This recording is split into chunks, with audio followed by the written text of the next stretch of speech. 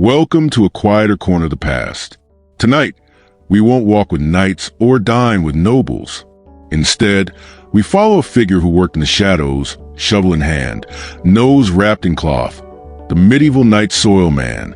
His world was made of darkness, damp alleys, and the way to what others left behind. He wasn't a hero, but without him, the city would drown. So exhale the day, sink into stillness, and step into silent hours where the filth was deep, but the labor was deeper still. Chapter 1. Beneath the city, the filth below the feet. Segment 1. When night fell, so did standards. What was like to be a medieval poop collector? The town sleeps and silence swells over narrow stone streets.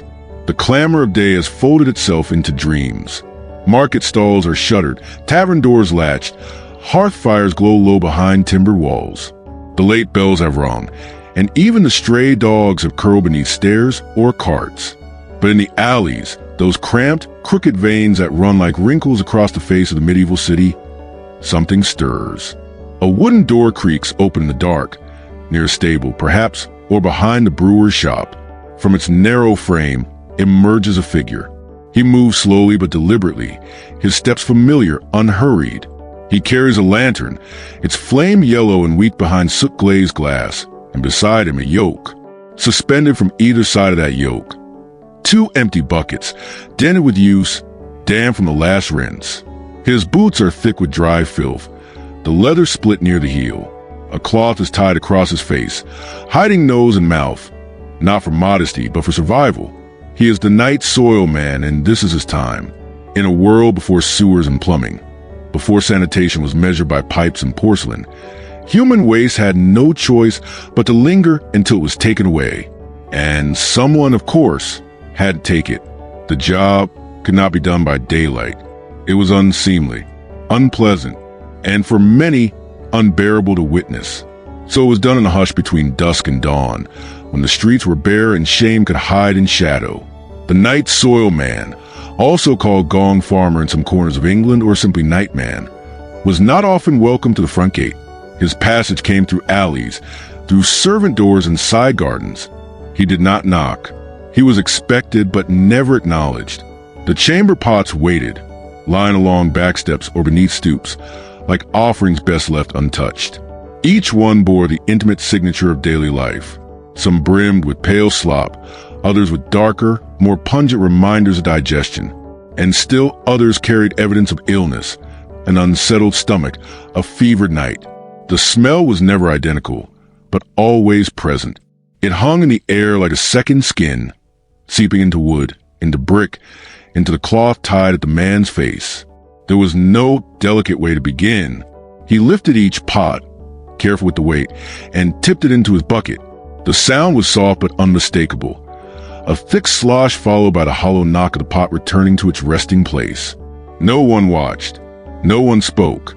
In some homes, a servant left a candle lit near the door. In others, only the moon guided his hand. He worked steadily, methodically.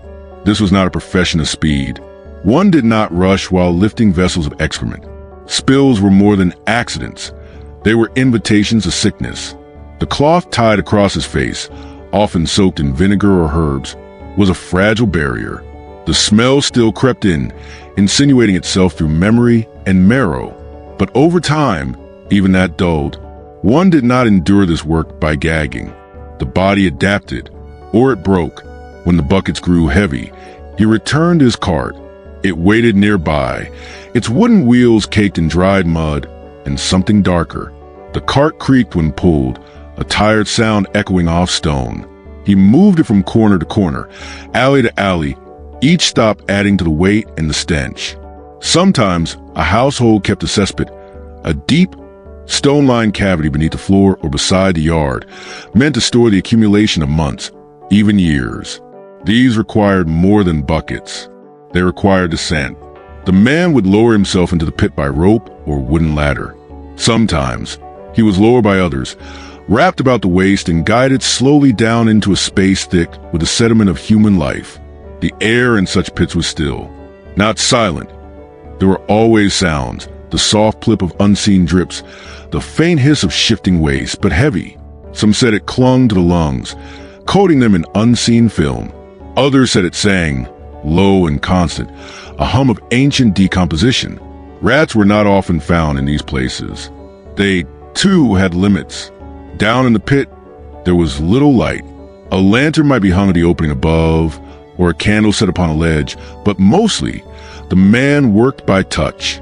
He carried a long-handled scoop, a crude but vital tool, and began to load the waste into buckets. When one filled, he called softly and it was hoisted out. Another lowered, on and on, until the floor of the pit reappeared, or until his strength gave out. The risk of collapse was ever present. The stones could shift, the floor could give way, and there was always the danger of fumes, methane, sulfur, or other vapors that could cause a man to faint. Many never woke again. Their names were not written in city ledgers. Their deaths, if noted at all, were marked only by silence and replacement. Above ground, the work continued.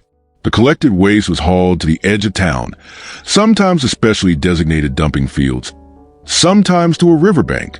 In rare cases, it was sold to farmers, prized as fertilizer, though such arrangements were more common in larger towns. Where it went mattered little to the nightman. His job was not to ask, but to remove. His clothes were rarely washed. The smell lingered even after soaking. It clung to the seams of his tunic, to the folds behind his knees, to the space beneath his fingernails. Some took to burning their garments after a few weeks. Others wore oilskins, though they were expensive and hard to replace. The hands of the night soil man were always marked, by calluses, by burns from lime or lye, by cracks that never quite healed. Children were warned not to look at him. Some believed he carried curses. Others whispered that he could make you sick just by touch. He walked with his eyes low, not from shame, but from habit. Staring into faces too long often brought trouble. Still, there was routine. There was rhythm. The same homes, the same paths, the same weight in the buckets. It became a kind of dark pilgrimage, each night a testament to endurance. On rare occasions, a household might offer a coin, a small kindness, a copper piece left beside the pot. It was never acknowledged aloud. The nightman might nod just once, but would not speak. Speech could bring questions. Questions brought attention, and attention was best avoided.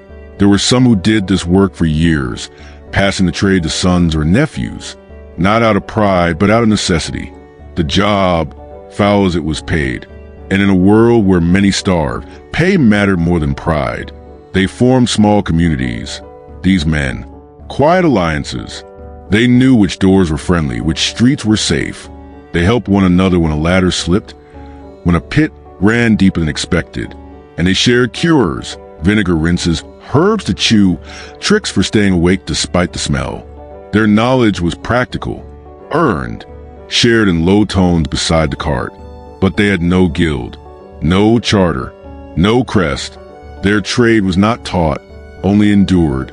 And their stories were not written down, only passed in whispers over tin mugs, far from firelight. By the time the sky lightened and the first clatter of shutters echoed through the alleys, the nightman had begun to vanish. His buckets were empty again, rinsed by hand in the river or with rainwater collected in barrels. His cart creaked back toward the shed, where it would wait beneath an oilcloth until dusk. He would sleep in the day. If he could, the scent lingered on his skin, and many landlords refused him a room near others. Some nightmen slept in the stables, or in sheds behind slaughterhouses, places already marked by smell, places where no one else lingered. He was a figure unseen in the daylight, yet his presence was everywhere. The streets were clearer because of him, the alleys less slick, the homes less vetted. His silence was a service. And yet, he was spoken of only in passing, as one speaks of a necessary evil or an inconvenient truth. In time, sewers would come. Pipes would carry waste beneath the streets. Hidden from view, whisked away by engineering and good fortune, the need for the night soil man would wane. His trade would be forgotten by those who never knew it, but his work laid the path. Without him, the filth would have risen. The cities would have drowned. The diseases would have come earlier, swifter. He was the barrier, unpleasant and unseen, standing between order and ruin. And though history seldom carved his name in stone, the streets remember him. The corners where his cart once turned. The doors where pots were left in the dark. The echo of his boots before sunrise. So tonight, as you drift further into sleep, imagine the slow roll of a cart over cobblestones, the soft clink of metal against stone, a figure moving by lantern light, and the quiet rhythm of a life lived at the edges, doing the work no one else would. Let that rhythm carry you now. Let it fade and fall as night did on Standards. Segment 2. The chamber pots await. The quiet shame of medieval waste. You awake just before midnight, not from noise but the faint creak of board below. Someone, perhaps the maid, is stirring. She moves quietly, used to steps that must not wake the house. Down the narrow staircase she goes, taper in hand, her shadow stretching against stone walls and wood paneling. She doesn't speak. She doesn't have to. She's come to leave it outside, wrapped in a wool shawl against the damp. She opens the door to the alley. The night is silent, save for the soft sigh of wind through chimney pots and the occasional rattle of shutters. No lanterns, no stars, just the faint orange glow of a watchman's fire 3 streets over. She places the pot down, ceramic, round, simple. She closes the door, and that's it. Your household has completed its role in a nightly ritual no one discusses, yet all participate in. The chamber pot is full, and someone will come and take it away. Inside the house, nothing looks unsanitary. The bed is made, the floors swept. Candles have been snuffed one by one, replaced by the deep blue darkness of pre-dawn. But beneath it all, under canopies and coverlets, under the carved beds of merchant families or the plain straw mats of apprentices, lies the quiet knowledge that every resident has contributed to what waits in the pot outside. The chamber pot is as essential as it is invisible. Made from pottery, pewter, or tin, it sat beneath the bed or beside it, hidden modestly by a curtain or drape. In wealthier homes, it might be decorated, even gilded, its purpose no less base, but its appearance more palatable. In humbler homes, a bucket might suffice, or a clay bowl, reused, so often became more familiar than the dishes used for food. Everyone used them, lords and ladies, blacksmiths and bakers, priests and pilgrims. There was no status high enough to make one immune to nature, nor low enough to free one from its embarrassment. The difference was not in the need, but in how one handed it off. In small houses with no servants, it was often the youngest who carried the pot to the door, balancing it with 2 hands, arms outstretched to keep the contents as far from the nose as possible. The practice was matter of fact, done without comment, but the embarrassment lingered. The child might glance both ways before opening the back door, lest the neighbors see them and tease. A blush would rise, not from shame of the task itself, but from the odd mix of duty and exposure it brought. In larger households, there was a rotation, a servant assigned to the chamber pots. It was not considered a prestigious position. No one grew up dreaming of being the pot girl, yet it was a role filled with quiet importance. Failure to empty meant overflow, and overflow meant humiliation, sometimes even punishment. Many maids learned to move like ghosts, entering bedrooms with their eyes averted, lifting the pot without comment, and slipping away before anyone could feel their own dignity curdle. In cities where collection was organized, the pot did not need to be emptied by household staff. Instead, it would be placed outside at the appointed time, carefully positioned along the back stoop, or hung from a hook on the outer wall. A signal of sorts, a silent agreement between citizen and cleaner. I will not speak of you, if you will carry this away. And so they waited, rows of pots like quiet supplicants. Some were lidded, others not. The air above them thickened quickly, especially in summer. Flies found them before footsteps did. In the cold, the contents froze, sometimes clinking as they sloshed. But always the pots were there. When the night soil man arrived, he said nothing. He didn't knock. He didn't ask. He simply lifted, inspected, and poured. One practiced motion, tilt and return, a rhythm that became second nature. Some homes had more than one pot. A family of 5 might produce 3 or 4 each night. He'd gather them swiftly, lest the street see. Shame was more pungent than smell in those hours. Occasionally, something unusual was found. A scrap of cloth, a coin dropped in error, even the occasional trinket lost by a careless child. The nightman would take these and set them aside. Some returned them, especially to generous homes. Others pocketed what they found. No one asked. No one wanted to know what fingers had touched the object after it left the pot. For homes without servants, the night soil man might be seen, just briefly, through a curtained window or slatted shutter. He moved with surety, his posture bent slightly from years of buckets. He rarely paused. His cart waited just down the alley, lantern swinging from the handle. And as quickly as he came, he was gone again, taking with him not just waste but evidence. A household could pretend, in the morning, that nothing had ever happened. It is hard to overstate the importance of discretion in this arrangement. The exchange was based on a social contract made not in writing, but in avoidance. One did not speak to the night soil man unless absolutely necessary. Even servants hesitated. He performed a task that was both vital and distasteful, and the best way to maintain civility was to pretend it wasn't happening at all. That didn't mean he was entirely ignored. In rare cases, a home might offer him a cup of cider in the winter or a penny extra during holidays, a mark of respect, a way to say thank you without words. But even these gestures were subdued, almost secret. The coin was left on the step, the cider placed beside the pot, never handed directly. The night soil man understood this. He asked for no recognition. He had long since given up any need for politeness. The job hardened more than hands. It hardened the soul to pretense, and it stripped away any illusion that people were more than their functions. Still, there were moments, quiet ones, in the depth of winter, when snow muted the world, and the streets lay blanketed and still. The sound of a chamber pot lid being lifted could seem like a sacred act. The breath of the night soil man steamed in the lamplight. His boots broke the snow with a rhythm all their own. And in those rare hours when the wind was still and the town held its breath, he could almost believe himself invisible, not despised, not avoided, just unseen. He knew the layout of homes better than their owners. He knew which alley led to which kitchen, which step creaked, which pots were chipped or cracked. He knew which houses tried to cover the smell with flowers, rosemary, dried lavender, or a sprig of mint tied with twine, and which simply accepted the stench. He even knew the personalities of the pots. There were the fastidious ones, always lidded, always clean, with contents that seemed politely arranged. Then there were the careless ones, overflowing, their rims crusted, forgotten until far too late. And there were the anxious ones, left out early, often with a coin atop the lid, as if to apologize.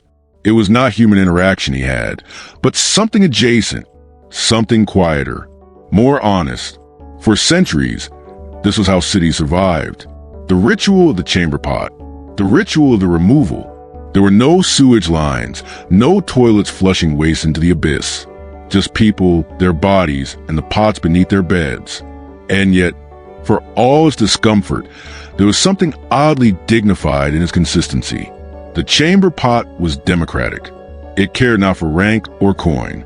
It visited every home.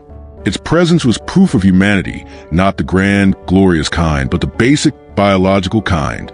The kind no one talked about, but all shared. As dawn approached, the alley cleared. The pots, now empty, remained in place until sunrise. The maid would retrieve them, wash them with ash and water, and return them to their quiet place beneath the bed. Ready again, waiting. The house would wake, the hearth rekindled, bread broken, and no one would speak of what had happened in the night, of what was carried away. But the night soil man remembered. He always remembered. His work was not just in the pits or along the cart path, but in these small, unspoken moments, in the awkward silence of a door creaking open, the shiver of a girl carrying a pot in her arms, the way a coin clinked against ceramic. The chamber pots awaited him, night after night, in silent testimony to the rhythms of the body and the denial of the mind, and he answered that call without fail. No one noticed when he left. He walked between shadows, but the clean steps behind him and the fresh air before dawn spoke louder than any bell. And though his name may be lost, the weight of the pots he carried remains, In alley stones worn smooth, in doors with old hooks, in the habits of cities that built themselves on what they tried to hide. Segment 3, the cesspit crawl, into the depths of medieval waste. Beneath the stone and timber, beneath the straw thatch and tiled roofs, beneath the feet of cobblers, fishmongers, monks, and mothers, the city held its breath. And below that, beneath even the hidden foundations and forgotten storerooms, lay the cesspits. Most medieval homes had no running water.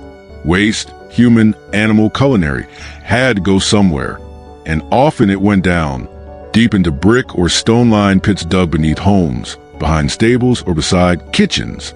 These were not designed for beauty, nor even convenience. They were meant to hold time, to hold what civilization politely refused to see. And for a while, they did. Imagine yourself standing beside one such pit in a narrow back room, a low ceiling blackened by smoke. The floor uneven, smells faintly of mold and something sweeter, rotting fruit perhaps, or damp straw. In one corner, a wooden hatch creaks open, revealing a dark rectangle in the ground. A faint gust rises from it, not a breeze, not really, just a slow exhale of something old, something waiting. This is the entrance. A rope is uncoiled from a nearby hook. Its coarse, made from twisted hemp, rough against the hands. The ladder is old, some steps replaced with mismatched wood, others worn smooth and slightly concave by boots that descended into darkness again and again.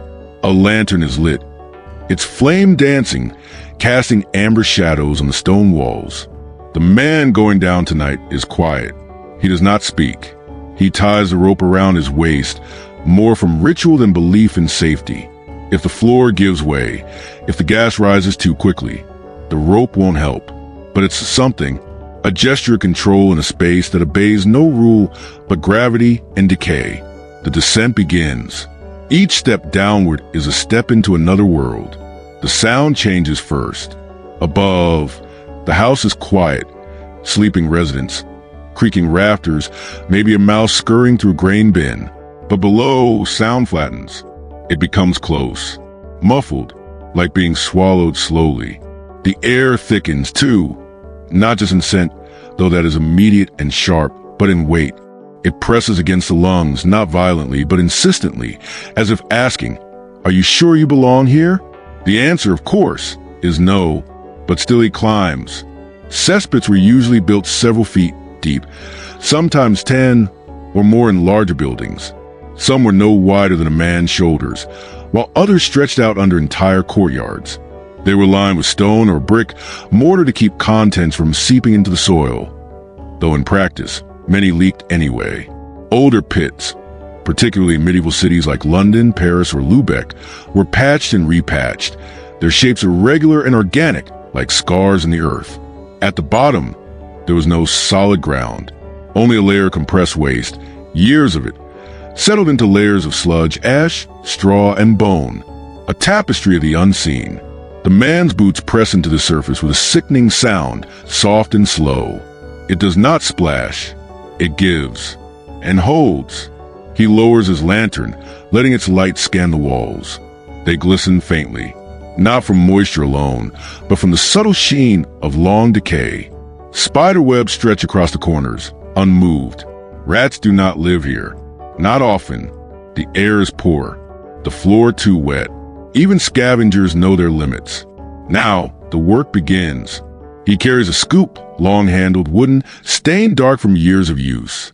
Each scoop lifts a portion of the past. Excrement, yes, but more than that.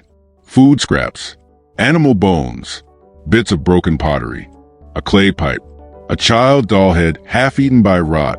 These are not only waste, they are memories. Cesspits, in time, became accidental vaults of history. They preserved what fire, flood, and war could not. Coins lost in the night. Notes dropped from sleeves. Hair combs, buckles, beads, utensils. A scrap of parchment. A single shoe. Every scoop unearthed something. Every bucket pulled to the surface whispered a story. But for the man working here, tonight, it is less about stories and more about rhythm. Scoop, lift, dump. Scoop, lift, dump. The bucket is hauled up by his partner above, then returned. Another replaced. The air shifts slightly with each movement, stirring motes of decay that glow briefly in the lantern light, like dust and sunbeam, only thicker, more ancient. Breathing here is a skill.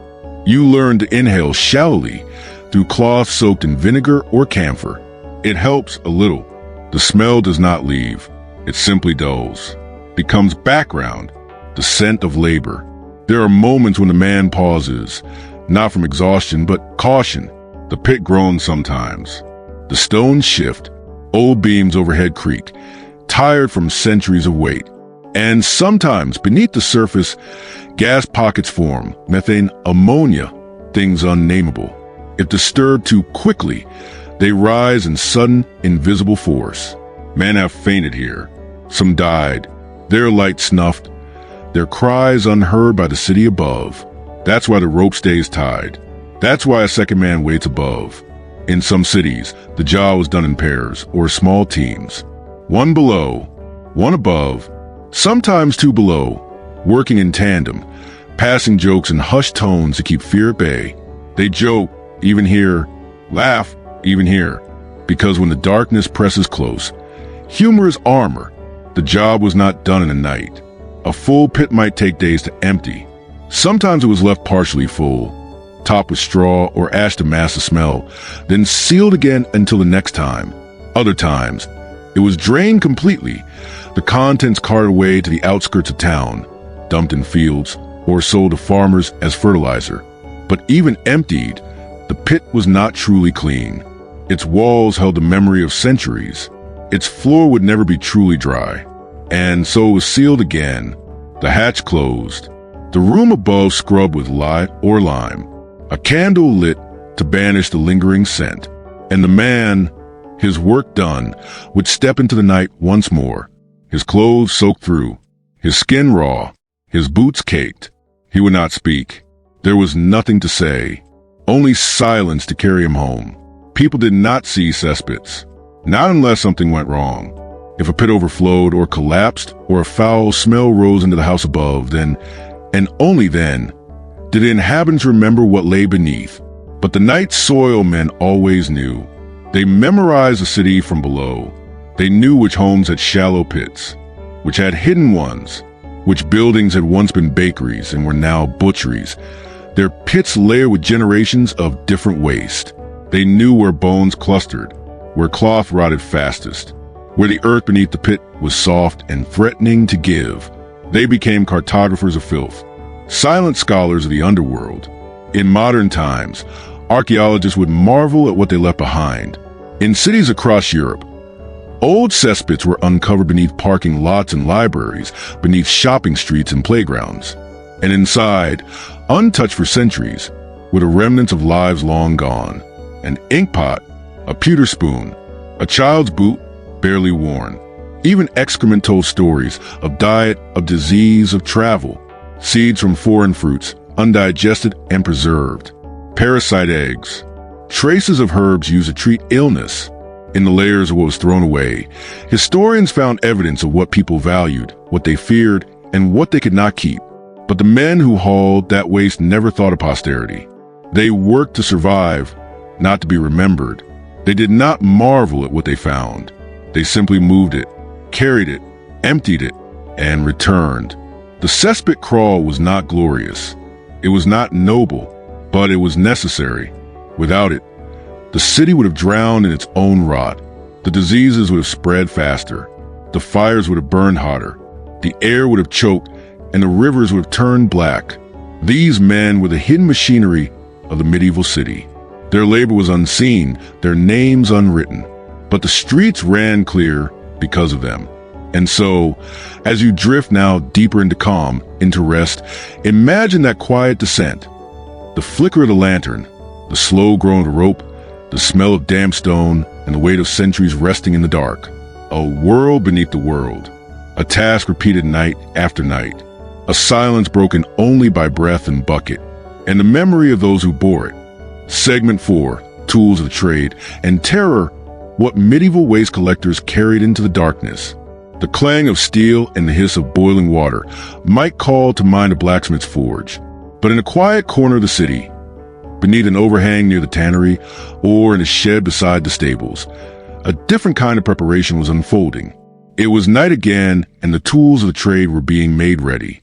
There were no gilded edges, no carvings on handles, no elegant leather pouches embossed with family crests. These were tools of purpose, tools of filth, of weight, of leverage, of containment, to hold, lift, scoop, shield, and survive. For the night soil man, they were not just accessories to a profession. They were the only thing standing between him and disease, injury, or death. Imagine the collection laid out in silence. There is the bucket, of course. Sometimes wood, sometimes tin-lined, and always battered. No two were exactly alike. The best ones had tight-fitting lids, carefully hammered in place by the nightman himself or a sympathetic cooper. A good lid meant fewer spills, fewer insects, and slightly fewer complaints. But even with a perfect seal, the contents spoke for themselves. A slosh, a weight, a faint warmth that lingered even in the coldest air. Beside the bucket, there's a scoop, the most iconic of all night soil tools. Long-handled, slightly curved at the end, shaped like a ladle but deeper, heavier. The handle was often 6 or 7 feet long, made of oak or ash, smooth by years of use and slick with oil or wax to prevent rot. The bowl itself was reinforced with iron bands or tin to withstand the weight of semi-liquid waste. The scoop had to reach where arms could not. It had to dip deep into cesspits, stretch under beams, reach corners, and it had to be sturdy. A break mid-scoop was not merely inconvenient. It could mean starting over. It could mean falling in. Then there were the rakes. These were not garden tools, though they may have started that way, modified to suit a darker purpose. The rakes were used when waste had hardened, settled into layers like silt in a riverbed. The tines broke it apart, stirred it loose, made it scoopable again. It was tiring work, and each pass released a new wave of scent from the pit below, a scent that settled into the skin and did not leave. The hook was another vital instrument. Simple iron, curved at the end, attached to a thick wooden pole. In some cities, night soil men use hooks to lift full chamber pots without touching them directly. In others, they were used to dislodge obstructions, or to tug at bags, cloths, or strange objects that blocked the cesspit flow. Occasionally, a hook might drag up something unexpected. A skull, a shoe, a bundle of rags that was not all rags. No one asked. The hook simply went back into place, wiped on straw, and set aside. Beside the hook hung the rope, coarse, knotted, often looped at intervals for climbing. Some were fixed to pulleys, used to lower and raise buckets or men. Others were tied around waists, not for descent, but as a crude lifeline in case of collapse or fainting.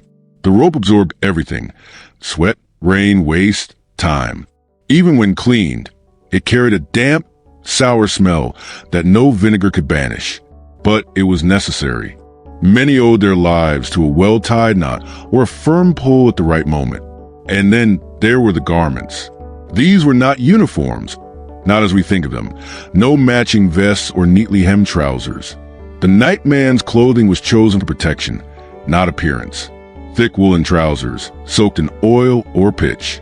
Long tunics that reached the knees. Heavy aprons of waxed canvas or leather, layered over the front and tied at the back. Some wore gauntlets, stiff gloves of hide, cracked at the joints but better than bare hands. Others wore nothing on their fingers, preferring control to caution. Feet were shod in tall boots, laced or buckled, smeared with fat to resist soaking. But they soaked anyway. Every step into a pit pressed the boots deeper into the mire. Every hour added another layer of grime. And yet, the boots endured, patched, restitched, handed down when the soles finally split.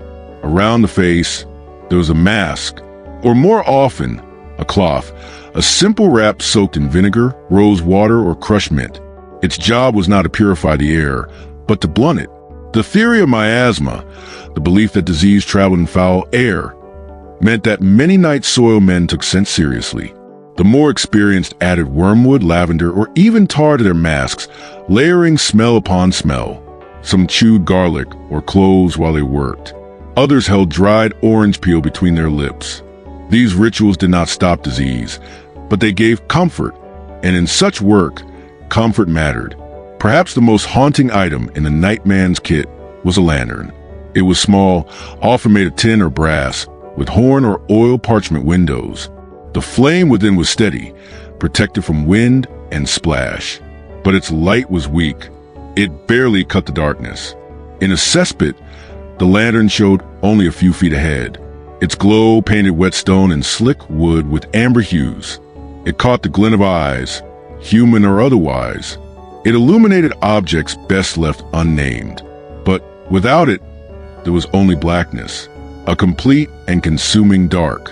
And so the lantern stayed close, hung from a beam or held between teeth when hands were full.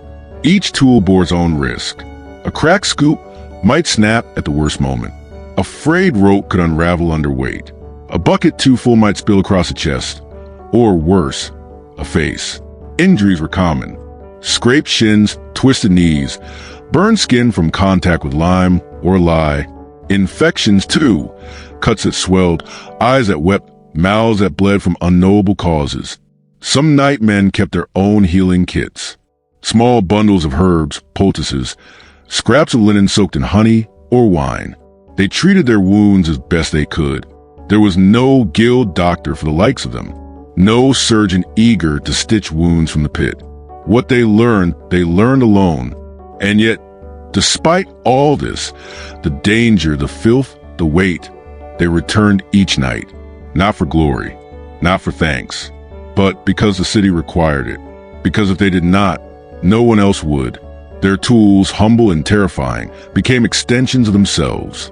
A man and his scoop, a rope in the hand that tied it, a lantern and the breath that kept it lit. They moved through alleys with quiet grace, each item worn smooth with use, each action practiced the edge of instinct. They did not boast of their equipment. They did not polish their hooks or engrave their scoops, but they knew each tool like a friend, like a shield.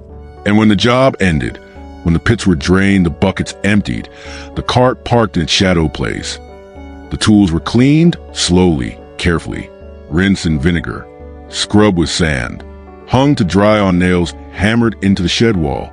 In the stillness, the man might run a hand along the scoop's handle. He might press the cloth of his mask into boiling water, watching the steam rise and curl like ghostly fingers. He might oil the lantern, trimming its wick, whispering a word to it as if it were alive. Because, in a sense, all of it was. These tools carried not just waste, but survival. Not just rot, but memory. They bore the weight of what others discarded. Not only bodily, but emotionally. The shame, the neglect, the quiet horror of being human in a world with no plumbing. They bore it all. And now, so do you. Not in weight, but in understanding. In the quiet knowing of what it took night after night to keep a city from collapsing into itself. So rest now. Let the echo of the scoop fade. Let the lantern dim. Let the tools be still again, hanging quietly on their wall. Their work is done, and yours tonight is only to sleep.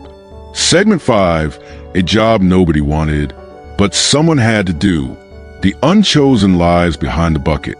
Imagine, for a moment, that you are not yet the man with the scoop or the woman emptying the pots. Not yet.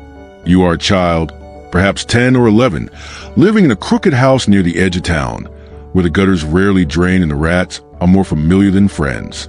You don't go to school because there is no such thing here for children like you. You know the smell of boiled bones before you know your letters. And you know the look in your father's eyes when the rent collector is due and the money is not. You watch him return late at night, face tired, clothes stained, hands too raw to hold yours. He does not speak of what he does, but you know he is a night soil man. He empties what others leave behind.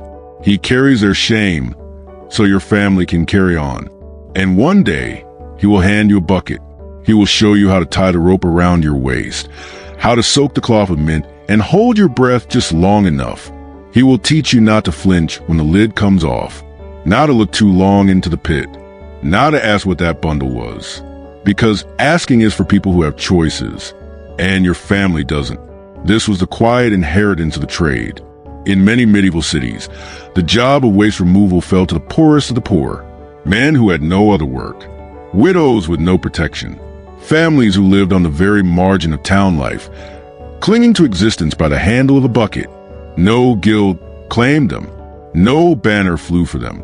They had no feast day, no procession. Their work was not honored at the cathedral. There were no stained glass windows for the man who hauled human waste through icy streets. And yet, without him, the pews would have stunk. The altar would have reeked. The streets, where processions marched and nobles rode, would have bubbled with rot. Still, he remained nameless. So, how did one come to this life? Sometimes by birth. Children of nightmen often became nightmen. It was not tradition, but limitation. If your father scooped filth, few would let you apprentice in cleaner trades. The stigma clung like the work itself. Some boys tried to run.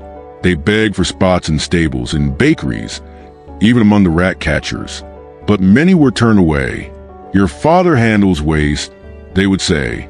What will your hands bring into my shop? Others came to the job by desperation. War left many men broken, bodies scarred, minds clouded, with no prospects. Debt sent more spiraling. In some towns, debtors were forced to work off what they owed by joining the waste crews. Even minor criminals, those who stole bread or brawled in the streets, were sometimes sentenced to cesspit duty. It was not called punishment, but everyone knew that it was. And there were immigrants, outsiders, those whose accent betrayed them, whose customs made others uncomfortable. They took the jobs that no one else would, because something was better than nothing, because hunger grows louder than pride. Women were rarely allowed in the pits. The danger was considered too great, but some served above ground, hauling chamber pots from homes, washing the emptied vessels, managing the records of which houses had paid and which had not. In some cities, widows were hired to maintain public latrines, sweeping the floors, collecting fees, pouring lime to dull the odor. These women were pitted more often than respected, but they too endured. For many, the hardest part was not the labor.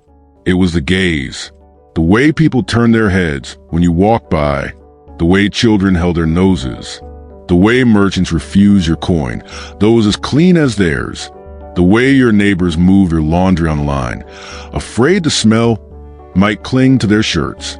You learned to walk quickly, to speak softly, to expect little. Some wore badges, small symbols sewn into their coats to mark their trade, not by choice but by law. In parts of France and Italy, city officials required waste workers to identify themselves when entering neighborhoods, lest someone accuse them of creeping where they didn't belong. The badge was a warning, not a credential. Others were forbidden from living in town at all. They built homes on the edge of the city, shanties near the dumps, the brickyards, the places where smoke and silence ruled. Some lived in wagons, others in abandoned kilns or crumbling outbuildings. Still, the work persisted. It paid, after all, not well but reliably. And in a world where famine could come with one bad harvest, where plague could turn a city to ash in weeks, the certainty of a nightman's wage was a strange kind of treasure. Some found solace in that, in the rhythm of the nights, in the predictability, in the absence of pretension. And there was a quiet camaraderie among them. Nightmen often worked in pairs, or in small crews. They watched each other's backs, literally and otherwise. They shared secrets of which roads were best avoided at night, where the stones were smoothest, which houses gave a kind nod, and which ones left glass shards on the stoop to deter collection. They passed down little tricks, how to balance a heavy pot without spilling, how to step quietly on gravel, how to breathe through the mouth without gagging. They spoke in a language of nods, of gestures, of shared grimaces, and when one of them fell ill, or worse, fell into a pit, they gathered. They did not have formal funerals, but they remembered. They carried the name, if not the body, home. The job was never respected, but it was feared. People understood that a city without waste removal would rot, and so they tolerated the nightmen like rats or rain, unpleasant but necessary. They were given space, if not kindness. They were left to their own shadows. Occasionally, though, a shift occurred. In the late 17th and early 18th centuries, as cities grew more crowded and disease more rampant, some municipalities began to recognize the value of sanitation. Not fully, not warmly, but enough to regulate it. Night soil routes were formalized. Pits were mapped, wages set. In places like Amsterdam, men who hauled waste could apply for licenses. In London, parish authorities kept ledgers of who worked which street. It was not respect, but it was record. And in a world of silence, being written down meant something. Still, the job remained a last resort. If you were a young man seeking work, no one advised you to take up the bucket. If you were a girl in need of income, no one said, try the latrines. These were not careers. They were conclusions, places people ended up, not places they began. And yet many stayed, not for love of the labor, but for the strange dignity that came with endurance. To spend your life handling what no one else dared to touch, and to do it night after night without complaint, without collapse, was its own kind of strength. To rise before dawn and know that, because of you, the streets would not stink, that the schoolyard would be safe, that the church floor would not crack with waste beneath, that mothers could open their windows without gagging, that bakers could knead dough without swatting flies from their ears. To know that, even if no one said thank you, you had given them that. It was a quiet kind of pride, and it lived in the rough calluses of the hands, in the muscle memory of a perfect scoop, in the silent coordination of two men lifting a cart up a slope in the rain, a pride too subtle for statues, too humble for songs, but real. So the next time you think of medieval cities, of their winding streets and soaring spires, remember who kept the rot at bay, not the kings nor the priests nor the builders of towers, but the man with the bucket, the woman with the cloth, the child who learned to tie the rope just so, the ones who did what no one else would, because someone had to. Chapter 2, Dangers, Diseases, and the Death Beneath. Segment 6, Breathing Death, the Invisible Killer. The hidden dangers that lurked in medieval waste. In the silence between midnight and dawn, beneath the soot-black sky and the crooked slate rooftops, a man walks with a cart behind him. The street is still, the city sleeps, and all seems peaceful until you draw closer. The cart creaks not with goods, but with burdens unspoken, and the man does not hum or mutter as he walks. He breathes through a cloth soaked in vinegar and holds his jaw tight, because here, in the narrow passages and behind shuttered houses, the air carries more than scent. It carries death, not the kind that leaps from alley shadows or clangs from armored steel. No, this is a different death, a slow one, damp, invisible. You do not see it coming. You do not hear its arrival, but it settles on the chest like fog, like mildew, like memory. It clings. This was a danger of the night soil trade that no one spoke of, because no one fully understood it. Before the discovery of bacteria, before the naming of viruses, before antiseptics and sterilization, there was only the knowledge of consequence. You worked among waste, and you got sick. Sometimes soon, sometimes later, but always eventually. The idea of miasma, that foul air itself caused illness, was dominant for centuries. Doctors advised placing fragrant herbs in your nostrils. Wealthy households burned spices to purify their rooms. Public buildings were cleaned with vinegar or lime to keep away bad humors. But for the night soil man, the miasma was not theory. It was real. It surrounded him, followed him, sunk into his skin and lungs. And it did not let go.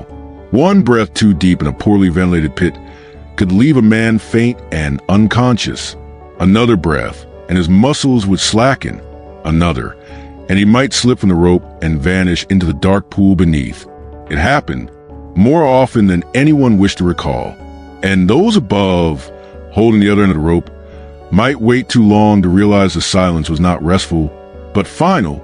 The gases released by decaying matter, methane, hydrogen sulfide, ammonia, were not just foul. They were dangerous, lethal in high concentrations. The deeper the pit, the older the waste, the greater the risk. The symptoms were sudden: dizziness, nausea, collapse. A man could be laughing one moment, and the next he would be gone, his lungs quietly filled with what the city had forgotten.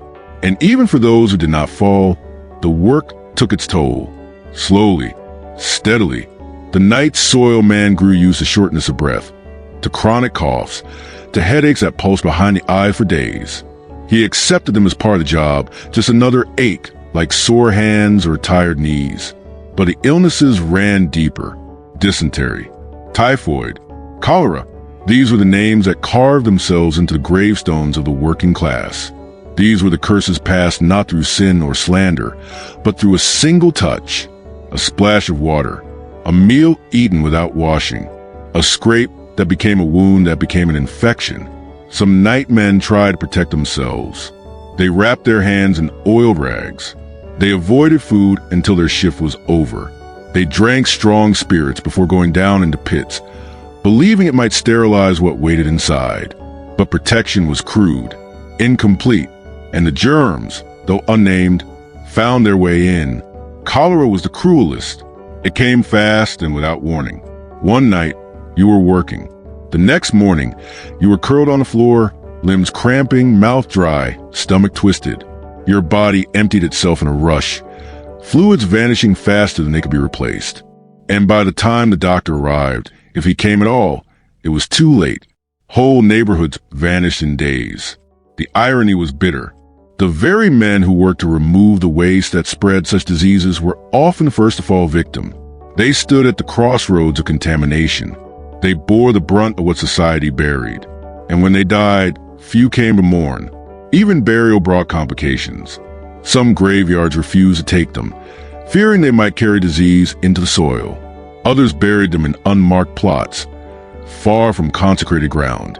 Their tools were burned, their homes scrubbed or abandoned, their names forgotten as quickly as the smell they left behind. Some tried to document these losses. In 17th century London, when the bills of mortality were published each week, the deaths of Gong farmers or nightmen were occasionally noted. Sometimes the cause was listed as fever, or flux, or simply unknown. But to those who had shared a rope with them, the cause was clear. The pit had taken them. Slowly, quietly, but surely, there were other dangers, too. Physical ones. The walls of cesspits were not always stable. Brick could shift. Mortar could crumble. And when that happened, a worker could be buried alive in mud and refuse. Even if he screamed, the sound rarely traveled far. And if he was found, it was often too late. The body would be recovered days later, bloated, barely recognizable. And yet they kept going. Why? Why did men continue to take up this curse work, knowing what it could do? Because poverty does not ask permission. Because hunger silences fear. Because the city always needed someone to carry what it could not look at. And because, for all its dangers, the job offered something that many others did not: certainty. A night soil man, once hired, could expect regular pay. Modest, yes, but steady. He did not rely on the whims of harvest or the moods of a master. His value was unpleasant but undeniable. And in a world where death waited in every season, that was a kind of security. Some even took pride in their resistance. The stink makes you strong, they would say. It kills the weak, but not me. They believed it. They had to. Otherwise, the darkness would swallow them. And some were strong. They lived into old age, their hands knotted, their lungs wheezing, but still able to lift a full bucket without pause. They became legends in their crews. They taught the younger ones how to pace their breathing, how to smell danger before it hit, how to listen for the subtle difference between gas and silence. Their knowledge was never written down. It passed through murmurs and gestures, learned by watching. They knew the pits like a priest knows his chapel. They knew how to kneel before them, how to offer up the rope, how to pull back what others had forgotten. But they also knew the truth, that every cough could be the beginning, that every drop on the skin might carry more than waste, that every descent into the pit was a roll of unseen dice. And so, rituals developed. Some workers spat before they entered the pit, a ward against the evil that lingered there. Others whispered prayers, not as saints, who did not walk with them, but as ancestors or unnamed spirits, or simply the memory of those who had not returned. They tied knots in their belts, wore charms, carried tokens, a pebble from a river, a carving from a child, a coin touched by someone they loved. These were not superstitions born of ignorance, but of experience. They were attempts to bring meaning to a world that offered none. Because in the pit, the rules of the city no longer applied. Status vanished. Words failed. Only the body remained and its ability to endure. And endure they did. Even as epidemics rose and fell, as cities grew and towers climbed higher, as the names of kings changed and maps were redrawn, the night men stayed the same. Their tools changed little. Their clothes remained crude. Their paths, through the alleys beneath the moonlight, remained carved in filth. They were the shadow of civilization. And when their lungs finally failed, when the coughs grew too deep, when the nights became too cold to bear, they slipped away. Sometimes replaced by sons, sometimes by strangers, always forgotten by morning. But the work continued, because someone had to breathe what others would not. Someone had to carry the air that killed, and still walk home. So tonight, as your breath slows and your eyes grow heavy, think of them, not with pity, but with quiet reverence. The men who walked through mist and waste, who breathed what others could not name, who bore the weight of the city's silence, who breathed death and called it just another night. Segment 7, The Nightman's Lament, a story of loss in the pit. You might not think I remember the first time I went down into a pit, but I do. It was early spring, the kind where the frost clings in corners and the damp rises through the soles of your boots before the sun's even had a chance. The air still held winter in it, not the biting kind, just a weight, like it hadn't yet decided to leave. I was 12, maybe 13, small for my age. My hands still smooth, though I tried to rough them on stones behind the house, like my brother did. His name was Tom, older by 4 years, bigger by more than that, broad-backed, always squinting like the light hurt his eyes. He was quiet, not dumb, just careful. He listened more than most, heard the earth move before it did, heard footsteps behind closed doors. He was that kind of person. Tom had already been working the pits for nearly a year by then. Not every night, just the ones where father couldn't walk without groaning, or when someone else in the crew was too sick to stand. I used to wait up, pretending to sleep, listen for the creak of the gate, the slam of the bucket, the hiss of vinegar in the tin wash basin. And sometimes, when he thought no one was watching, he'd sit on the back stoop, cloth mask pulled down, just staring at his hands. I never knew what he saw in them. I never asked. That spring, Tom said I was ready, not with pride, just the same way he might say, "It'll rain tomorrow," or "The dog's limping again." A fact, simple and dry. We walked together that night. No lantern between us. Moon was bright enough. We cut through the alley behind the bakers and down through Pigeon Lane, where the stones sloped and caught water in the cracks. Tom had the cart. I carried the empty buckets, one in each hand. They knocked against my knees when I walked too fast. We didn't talk. The pit was behind an old stone house, just west of the chapel wall. It was one of the deeper ones, lined with brick, covered with a wooden hatch and a rusted chain. Tom unhooked it in one motion, smooth as water. He handed me a cloth, already damp with something sharp, mint maybe, or turpentine. Then he tied the rope around his own waist. "I'll go first," he said, adjusting the scoop across his shoulder. "You watch. You hold the rope."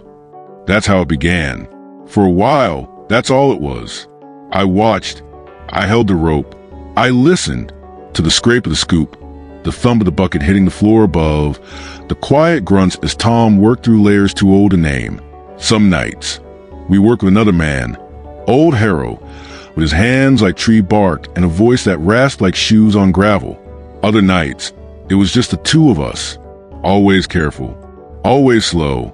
Tom said the pit had moods, that it moved if you didn't treat it right, that the deeper ones breathed when you weren't listening. I didn't believe him. Not then, but I do now. It happened on a warm night, midsummer, I think. One of those nights where the city feels close, like it's pressing down on you. The windows were open all along the row, and you could smell dinner in the air, onions, boiled cabbage, burnt bread. The kind of smell that means people are living. Even if not well, we were working a newer pit, behind a tannery, one we'd been to before. Shallow, dry along the walls. Nothing special. Just another job. Tom went down first. As always, I steadied the rope, passed down the lantern. He set it on a hook halfway down. I saw his shadow dance against the bricks. And then he paused. "Something's off," he said, voice echoing up. "Smells wrong." I leaned forward, cloth mask pulled down around my neck. Worse than usual? Different. He crouched low, tested the surface with the scoop. I watched him press the handle in gently, like testing soup for scum. Then I saw it, just for a second, a flicker of greenish mist. Faint, thin, rising like steam from a kettle. And Tom coughed. Just once. Then again. Harder. I gripped the rope. "Come up." No answer. "Tom." Still nothing. Then the lantern went out. I pulled. Hard. The rope came fast. Too fast. No resistance. Just slack and silence, and a sound I've never been able to name. Not a scream. Not a groan. Just the kind of silence that tells you something is gone.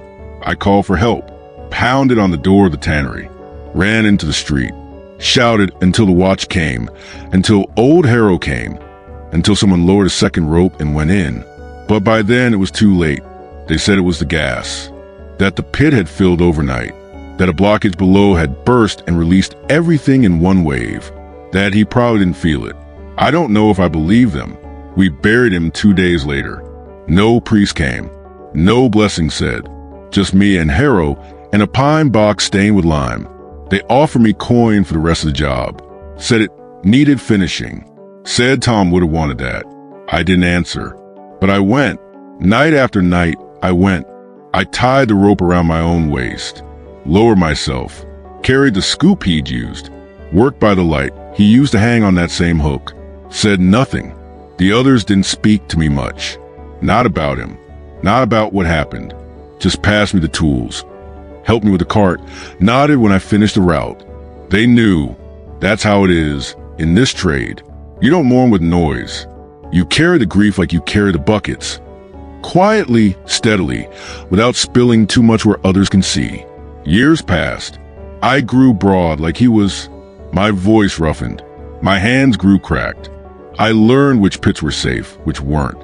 I learned to listen for the hiss in the bricks, the shift in the earth, the kind of silence that means don't go further. I trained others, boys not unlike myself. I showed them how to breathe shallow, how to test the air with a candle, how to leave if the flame jumps sideways.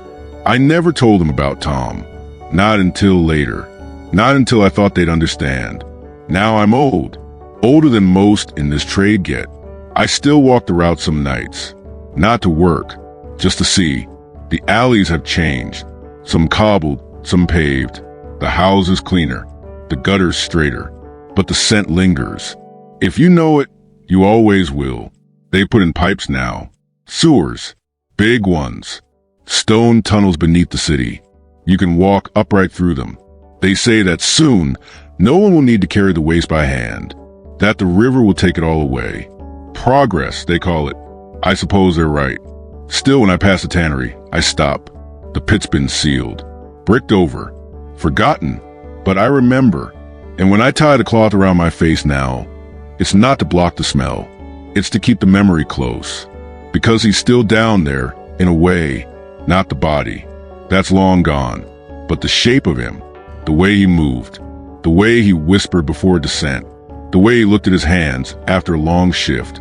I see him sometimes in dreams, standing in a pit, lantern lit, pointing at something I can't quite see. He never speaks, just nods, and I wake with the weight of the rope still in my hands. They called us Gong farmers, night soil men, scavengers of the dark.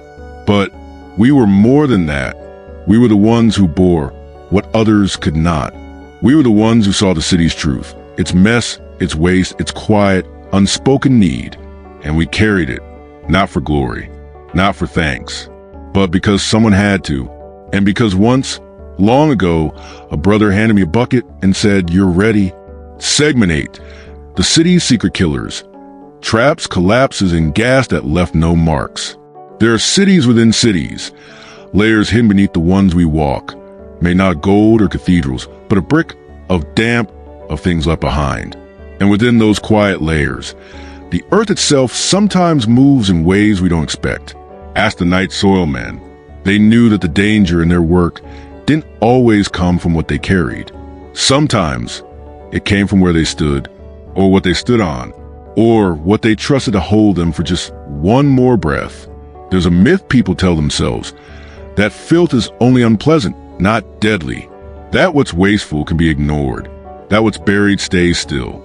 But beneath the houses and inns and workshops of medieval cities, the waste was never truly at rest. It bubbled, shifted, waited, and when it had waited long enough, it struck. The most common killer was collapse. Cesspits were dug quickly, sometimes with more desperation than planning. They were meant to hold, not forever, just long enough. Stone walls were hastily mortared, wooden beams stretched too far, clay linings cracked in the frost. And over time, the pressure built, not just from above, where buildings leaned heavier with each added floor, but from within. Waste isn't still.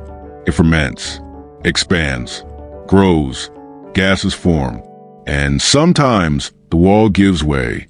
Imagine yourself in the center of a pit. You're knee-deep in waste, holding a scoop in one hand and steadying a lantern with the other. Above, the world carries on. Sleeping children baking bread, the hush of midnight.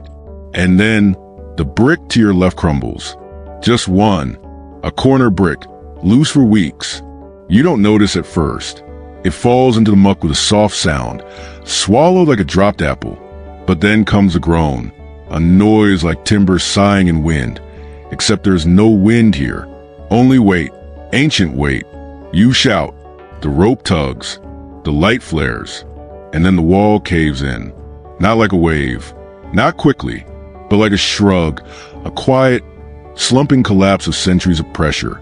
You try to climb, but there is nowhere to place your foot. The floor has become a slurry. The pit deepens as it fills. The wall becomes a slope of jagged stone and falling debris. Above, someone calls your name. You answer, but the sound rises only halfway. And then the lantern flickers. The rope tightens. You feel a shift in your lungs, like breathing through cloth soaked in oil. The air isn't just foul, it's wrong. Thick with more than rot. It bites. And then nothing. This is how many died. Not from disease, not from violence, but from earth, from stone, from the city's own foundations turning inward. Sometimes, the danger came before the descent. A man might step through a rotted floorboard in the privy. Beneath his foot, air, not ground. The wood was meant to hold, but decades of damp had softened it to pulp. And then he was gone, down into the pit. No warning, no chance to grab the edge. People found his boot on the floor, torn through his leg as he fell. They would call the night men then. But by that point, the rescue was recovery. Other times, the floor didn't collapse all at once. It buckled, sagged, sent warning signs. But warnings are only useful if you heed them. A new worker, eager to prove himself, might ignore the creak. He might take one more step, and the beam beneath would snap like a branch in winter. In many cities, records of these accidents were sparse. The poor were not often given the dignity of documentation, but once in a while, the stories slipped through. In a 17th century English parish ledger, a single sentence appears. Thomas Gray, laborer, perished in the cellar of Master Holloway, the floor having given beneath him, and the vapors having made sleep of him before he was found. The words are simple, soft, almost poetic, made sleep of him. But beneath those words is a truth sharp enough to pierce stone. Thomas Gray died in a pit, fell through a floor, suffocated in silence. No tomb, no eulogy, just a line in a ledger between the purchase of firewood and the repair of a fence. And what of the gas? Gas was the city's most subtle killer. In closed spaces where organic matter decomposed, especially in deep pits, sealed tight for seasons, gas would build in silence. It had no color, sometimes no scent, but it displaced oxygen, and when a man climbed down into it, the body reacted with sudden dread. A single lungful could make you dizzy. A second and the world tilted. A third, and your limbs stopped obeying you. The lucky ones fainted and were hauled up fast. The others simply didn't come back. The most feared was the blue mist. Some claimed to see it, especially in cold months, a low cloud swirling near the pit's base, rising when stirred. It wasn't mist, of course, but the illusion created when gas met cooler air. But to those who worked among it, the name stuck. Don't chase the blue mist, they'd say. It's not meant to be caught. To protect themselves, night men carried crude tests. A candle lowered into the pit before descent. If the flame flickered strangely or died without wind, they waited. Or they didn't go at all. But haste or pressure or poverty often silenced caution.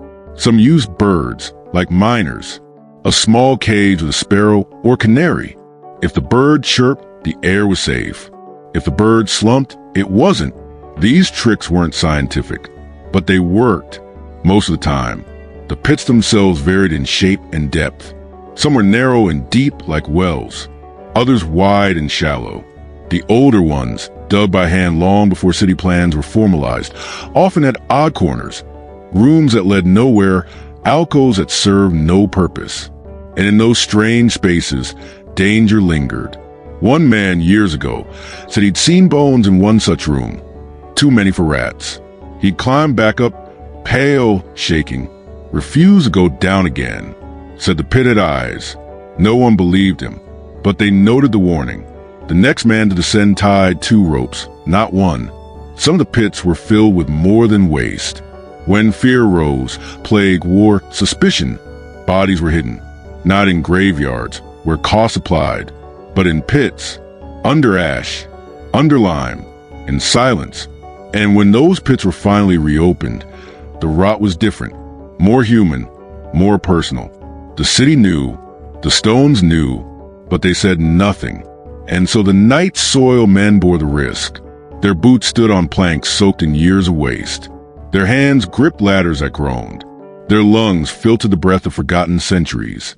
And when they walked home at dawn, no one asked what they had seen, or where the boards had cracked, or how close the mist had come, because no one wanted to know. These were the city's secret killers. The deaths that did not shout, the dangers that did not glow. A cracked stone, a sour breeze, a pit a little too still. You wouldn't notice, but they did, every night. And they kept going, because the streets had to be cleared, the pots had to be emptied, the work had to be done, and someone, always someone, had to walk the thin edge between shadow and stone. So tonight, as you rest, think of that narrow space beneath your feet, the quiet history below the floorboards, the hollow where waste once waited, and the man who entered it, not once, but always. Segment 9, Blame and Shame, how the sanitation workers were treated. In every city, there were people you saw, but didn't look at, figures who passed in the twilight hours, who walked beside the shadows and ducked through servant gates, whose presence was tolerated only when absolutely necessary. The night soil men were among them. They came when no one else would. They moved waste, not words. Their hands were rough, their eyes often lowered, their names unspoken beyond their circle. They were known not by titles, but by scent. Yet when disease came, so did blame. The irony is quiet but sharp, etched into the stone like where from countless footsteps. The very people who kept filth at bay, who removed what others would not touch, were often first to be accused when illness began to spread. It didn't matter that they risked their lives in each descent, or that their bodies bore the symptoms of exposure long before the wealthy even closed their shutters. What mattered was perception, and perception in those times was ruled by fear. Imagine the start of a plague, not the middle, when the bells tolled daily and the dead carts rolled through the alleys, but the beginning, when a single cough seems louder, when a fever in a child makes a mother's hands shake, when whispers spread faster than facts. In this space of unknowing, of rising dread, people search for reason, for someone to point at, for a shape in the fog that can be named and blamed. The night soil man was convenient. He walked the streets when others slept. He carried what all households wished to forget. He returned to the same homes, again and again, touching pots, doors, handles. He smelled of vinegar, of filth, of the pit itself, and he never asked for thanks. But suspicion didn't wait for evidence. Soon, he was the cause. People said he stirred the air, that he woke the rot sleeping beneath their homes, that his tools spread disease, that his cart left trails in the stones, dark lines that death followed like a shadow. Of course, no one said this to his face. The shame wasn't just his to carry. It was society's, and like all shame, it preferred silence. Instead, people began to leave their chamber pots later than usual, or not at all. They locked their side doors. They scrubbed the stoop after he left. Some began to mark their pots with chalk symbols, warnings, as if the container itself might infect the air. And when illness bloomed fully, the nightman found himself caught between obligation and rejection. Still he came. Still he lifted the pots. Still he emptied the pits. But now, doors shut faster. Faces turned away. Coins once left beside the bucket vanished. In the worst outbreaks, some cities barred sanitation workers from entering certain districts altogether. The logic was thin, like breath in a fevered lung. But fear needs no logic. In one French town, during the Great Plague of 1348, the nightmen were blamed for agitating the foul humors. Local magistrates passed an order requiring all sanitation workers to wear bells, so people could hear them coming and avoid the streets. The measure lasted 3 weeks, until so many had died that any help, even foul-smelling, was better than none. Even the churches joined in. Some priests refused to give last rites to waste workers, claiming their work made them ritually impure. Others demanded confessions be held outdoors, in courtyards, where the stench would not cling to pews. And yet, quietly, persistently, the work continued. They came, even as people crossed themselves when they passed. Even as children were told not to look them in the eye. Even as landlords raised rents, claiming that their unclean profession brought pests into the neighborhood. They came, because they had always come. And because the waste did not stop when the world did. Blame became so commonplace that some nightmen took precautions not against disease, but against violence. They walked in pairs, even in streets they knew. They carried not just tools, but lengths of iron hidden in their carts, not to strike, but to defend. A child might throw stones. A drunkard might spit. A nobleman might raise a whip just to remind them of their place. Most said nothing in return, because even more dangerous than being noticed was being remembered. They knew their place, not because they accepted it, but because stepping beyond it brought worse than shame. It brought attention. And attention in those times was a double-edged blade. Some tried to protest. A small group of night soil men in Milan petitioned their city council for hazard pay during a typhus outbreak. Their letter was respectful, plain. It detailed the risk, the deaths among their ranks, the fact that their work made the city safer. The council never replied. 2 of the petitioners died within the month. Their families were not compensated. Instead, the council authorized a tax on wasteful trades, which included sanitation work. Those who could not pay had their carts seized. The waste piled up, then the bodies did. There's an old proverb whispered in the corners of taverns and graveyards. He who carries filth must never drop it, or it becomes his to wear forever. It's unclear where it came from, but for the night soil men, it held a quiet truth. The shame of others became theirs to bear. What was flushed from noble homes, passed quietly from servant hands to theirs, became not just physical burden, but social weight. Even after death, the stain remained. Graveyards in some cities refused them. They were interred in outskirts, in potters' fields, alongside criminals, beggars, and the unclaimed. The priests often did not know their names. Sometimes no one did. Their funerals were quick. No hymns, no incense, no stone, just a hole, a sack, a handful of lime. And yet, within their own circles, there was a different kind of remembrance. Not loud, not formal, but real. A scoop might be passed to a younger man, worn smooth from years of use. A lantern polished before being lit again. A name carved into wood of a cart's underside. Just 3 letters or a date, or nothing more than a shape. They honored each other, not with monuments, but with memory. A whispered story by firelight. A nod at the gate where a man once worked. A silence held just a second longer before the lid was lifted again, because in their world, shame did not end with the work, but neither did dignity. They understood something most people did not. That the city's beauty was built atop their labor. That the clean streets, the fragrant chapels, the polished marble were only possible because someone had walked in darkness. Someone had bent their back so others could walk upright. But society did not reward this knowledge. Instead, it covered its mouth when they passed. It turned shame into performance. There were plays in 16th century London where nightmen were used for comic relief. Grotesque figures with oversized buckets who stumbled and spilled and sent nobles fleeing. The audience laughed at what they themselves handed over each morning. Even children's rhymes turned them into bogeymen. If you don't wash behind your ears, the bucket man will come for you. Parents use their image to scare obedience, never realizing that their own obedience, keeping quiet, pretending not to see, was far more dangerous. Because shame is a wall, and once you build it, you stop seeing who lives on the other side. And yet, the wall had cracks. During outbreaks, when no one else would collect the pots, the shame softened. During floods, when waste rose through the streets, the same hands people once avoided were the first called upon to help. During famine, when every job vanished except the one no one wanted, more people knocked at the nightman's door than ever before. Desperation made neighbors. Temporarily.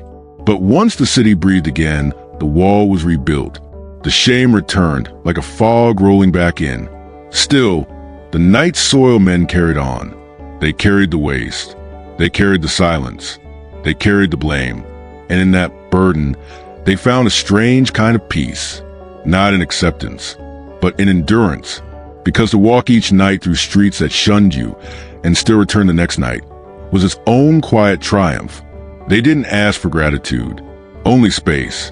To work, to live, to breathe, however shallowly. And as the city grew, as pipes replaced buckets, as sewage disappeared into tunnels no one would ever see, so too did the nightmen vanish from memory. But their footprints remain, in the curve of old alleyways, in the narrow doorways behind manor kitchens, in the hooks where pots once hung, in the silence of stone, because history may forget the names, but the streets never do. They remember the men who walked beneath lamps no one lit for them, who took what no one wanted to admit was theirs, who turned shame into survival, and who, in the end, asked only to be left alone. So sleep now if you can. Sleep deeply, knowing that beneath your quiet night lies another, one built from the footsteps of those who carried what the world would not, and never dropped it. Chapter 3. What was hidden, what was left behind. Segment 10. Archaeology in the sewers.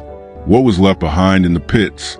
There's a peculiar silence that lingers underground, not the silence of stillness, but of memory. It hums gently beneath the stone, beneath the old timber beams and paved alleys. It breathes from behind the brick walls of sealed chambers. It murmurs from the layers of earth we do not see. And in that quiet, archaeology listens. Long after the night soil men had vanished from the streets, long after their carts stopped creaking over cobblestones and their scoops rusted to silence, others came, not with buckets, but with brushes, not with oilcloth aprons, but with notebooks and gloves and quiet awe. They did not come to carry waste, but to understand it, because buried beneath centuries of dust, soil, and urban sprawl were vaults of the everyday. Forgotten cesspits, sealed privies, abandoned waste shafts. Dark, damp places no one had dared enter in generations. Places once meant to be emptied, but instead preserved by neglect. And within them, a record of lives, of habits, of moments. In cities like London, York, Paris, and Amsterdam, construction unearthed more than foundations. Beneath modern buildings, builders stumbled upon strange holes, lined with stone or brick, damp even after centuries, filled with layers that looked like soil but smelled faintly wrong. When archaeologists were called, they knew what they had found: a privy, a cesspit, a midden vault, sometimes intact, sometimes collapsed, always rich with memory. And so began to care for the scent. Not like the night soil men, with rope and scoop, but slowly, gently, with trowels and small brushes, with tweezers and wooden picks, cataloging every layer as though turning the pages of a long-lost diary. At first glance, what they found seemed unremarkable. Soil, ash, pieces of bone, bits of charcoal, broken pots. But the closer they looked, the clearer the stories became. From one pit, a silver thimble, worn smooth on one side from constant use, likely dropped by a seamstress or servant, lost in the fold of her skirt, then buried beneath time. From another, a child's toy horse, carved from wood, one leg broken, the remnant of paint still clinging to its side, perhaps dropped during a game, scooped into a chamber pot in haste, lost to scolding hands and long nights. Sometimes it was a clay pipe, burned black at the bowl, its stem snapped clean. Other times, a pair of spectacles, their frames rusted, one lens cracked. Or a comb made of horn, its teeth still fine, still precise, still beautiful. The waste preserved them, not because it was clean, but because it was sealed. The anaerobic conditions, cut off from air, from light, slowed decay, and what was meant to be hidden became, accidentally, a time capsule. The layers told stories. At the top, recent deposits, ashes, bones, buttons. Beneath that, older layers, softer, darker, filled with organic matter, seeds, grains. Below even that, objects untouched for centuries, coins, fragment of fabric, carved bone needles, beads. Each level spoke of a time, a rhythm of life, a community of habits. Each level echoed a human hand. Some pits had been used for centuries. Their bases dated back to the 12th or 13th century, their tops to the 18th. Within that range, the lives of hundreds, each deposit a whisper, each object a trace. One excavation beneath a former revealed hundreds of cherry pits, far more than any family could eat. Likely dumped from a tavern's kitchen, the pits held not only shape, but DNA. Analysis revealed varieties of fruit now extinct. Taste long vanished from a modern tongue. In another, archaeologists uncover hundreds of fish bones, stacked in patterns that suggested more than carelessness. Ritual disposal? Mere routine? No one could say, but the fish had been gutted, cooked, shared, and then discarded, layered between ash and straw like a memory no longer needed. Human waste, too, became evidence. Stool samples, preserved in the dense pit sludge, revealed diets: barley, oats, pork fat, leeks, seeds from imported figs, tiny bones from small birds. They revealed disease, parasite eggs, traces of dysentery, bacterial remnants of typhoid. They revealed habits: high meat intake during festivals, more grains during winters, occasional evidence of famine in years when bread crusts replaced stews. But they also revealed indulgence.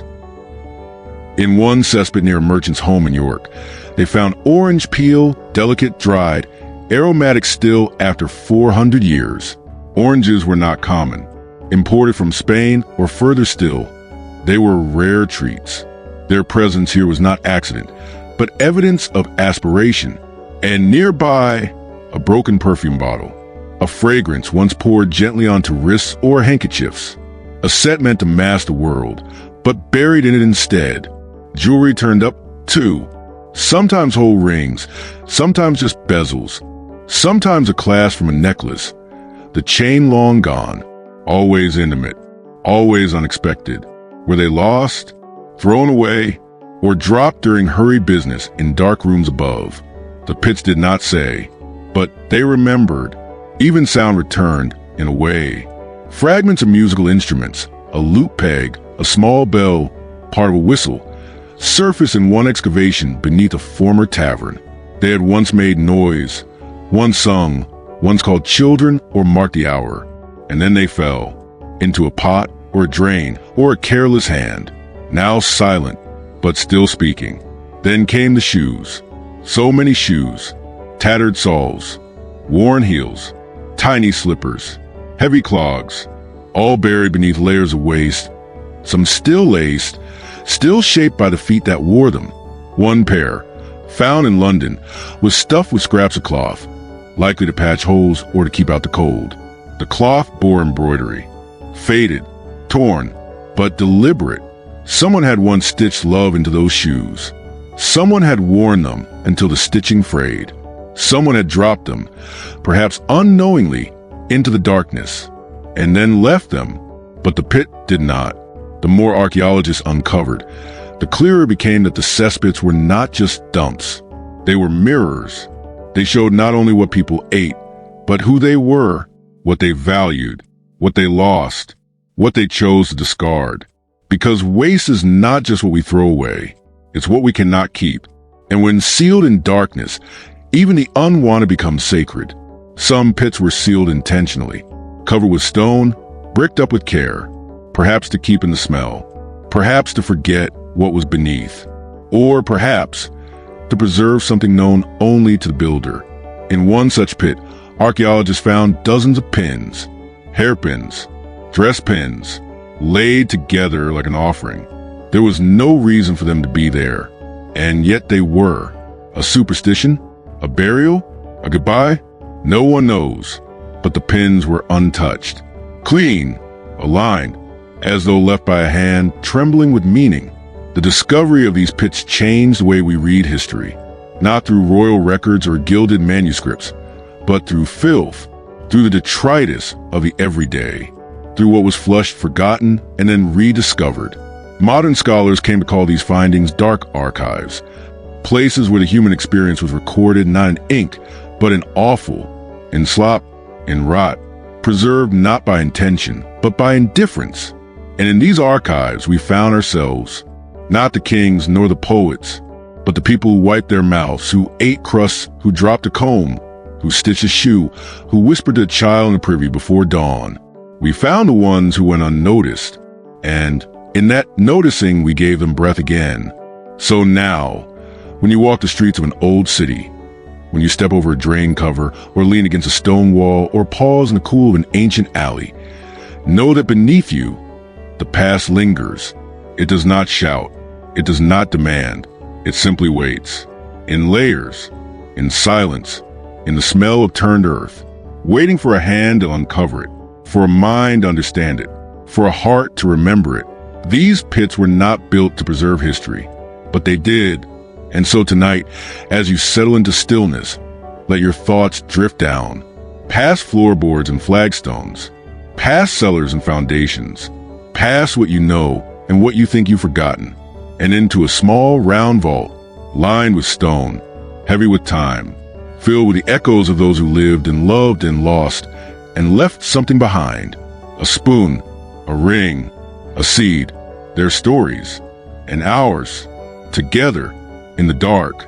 Segment 11, sealed off, forgotten, then found. The strange things left behind in hidden pits. Not everything buried was meant to be found. Not every pit was dug simply to be emptied, and not every door seal was done so by accident or neglect.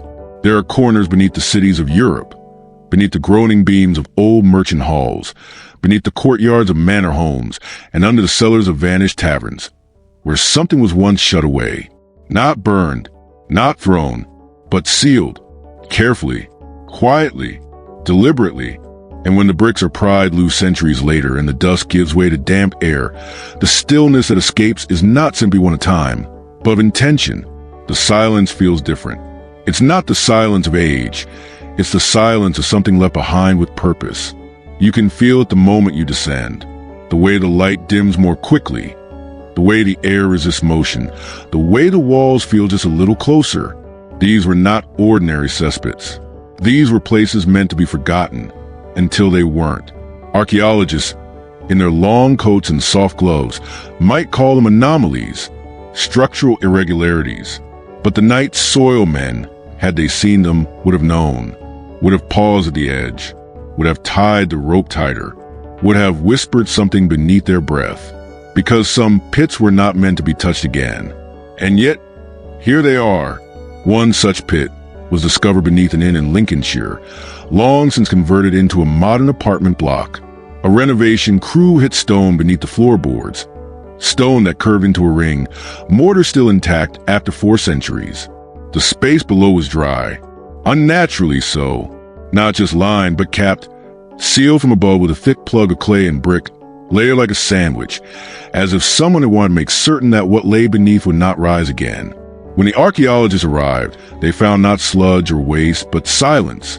The pit had been dry for decades, maybe longer, and inside, carefully laid out, were dozens of items: a child's shoes, laced and polished, facing outward, a wool bonnet, 3 pewter spoons arranged in a triangle, a clay doll, its face worn smooth, and in the center, the remnants of a wooden cradle, collapsing on itself, as if sleep had outlasted its shape. There was no record of this burial, no notation in parish documents, no tax record, no mention in the inn's old ledgers. Whoever sealed it did not want it known, and yet they took great care.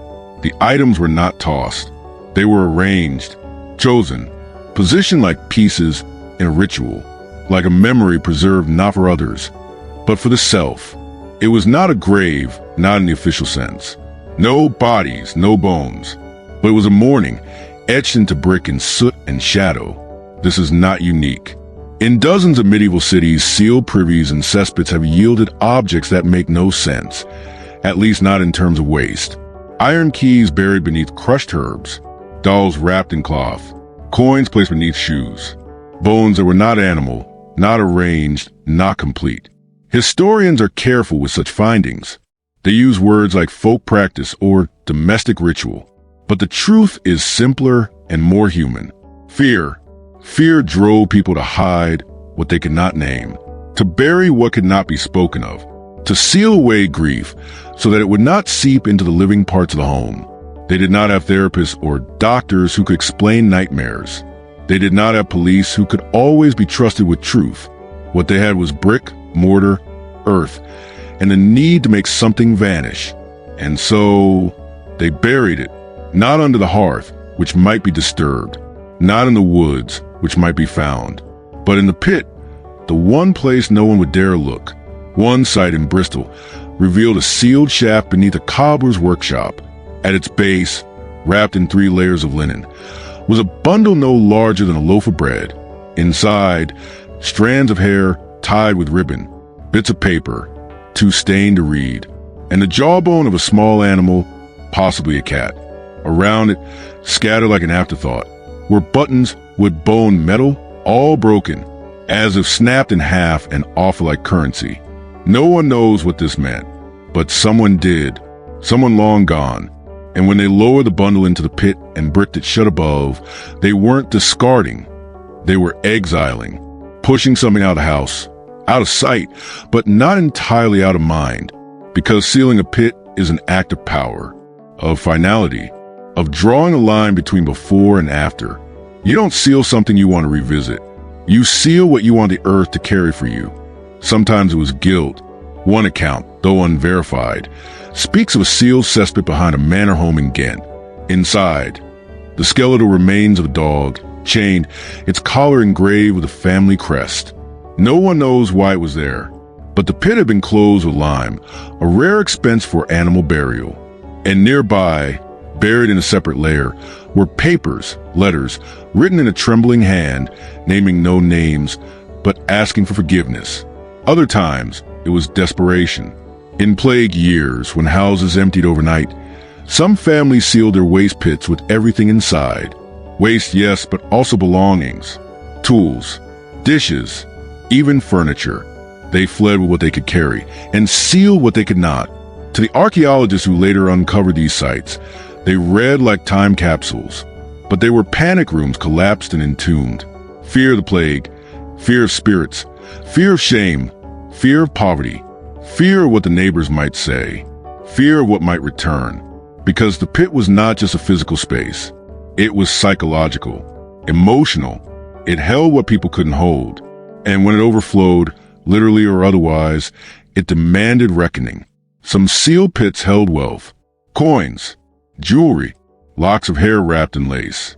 Not treasure necessarily, but things treasured, perhaps hidden in haste, or left as a form of offering.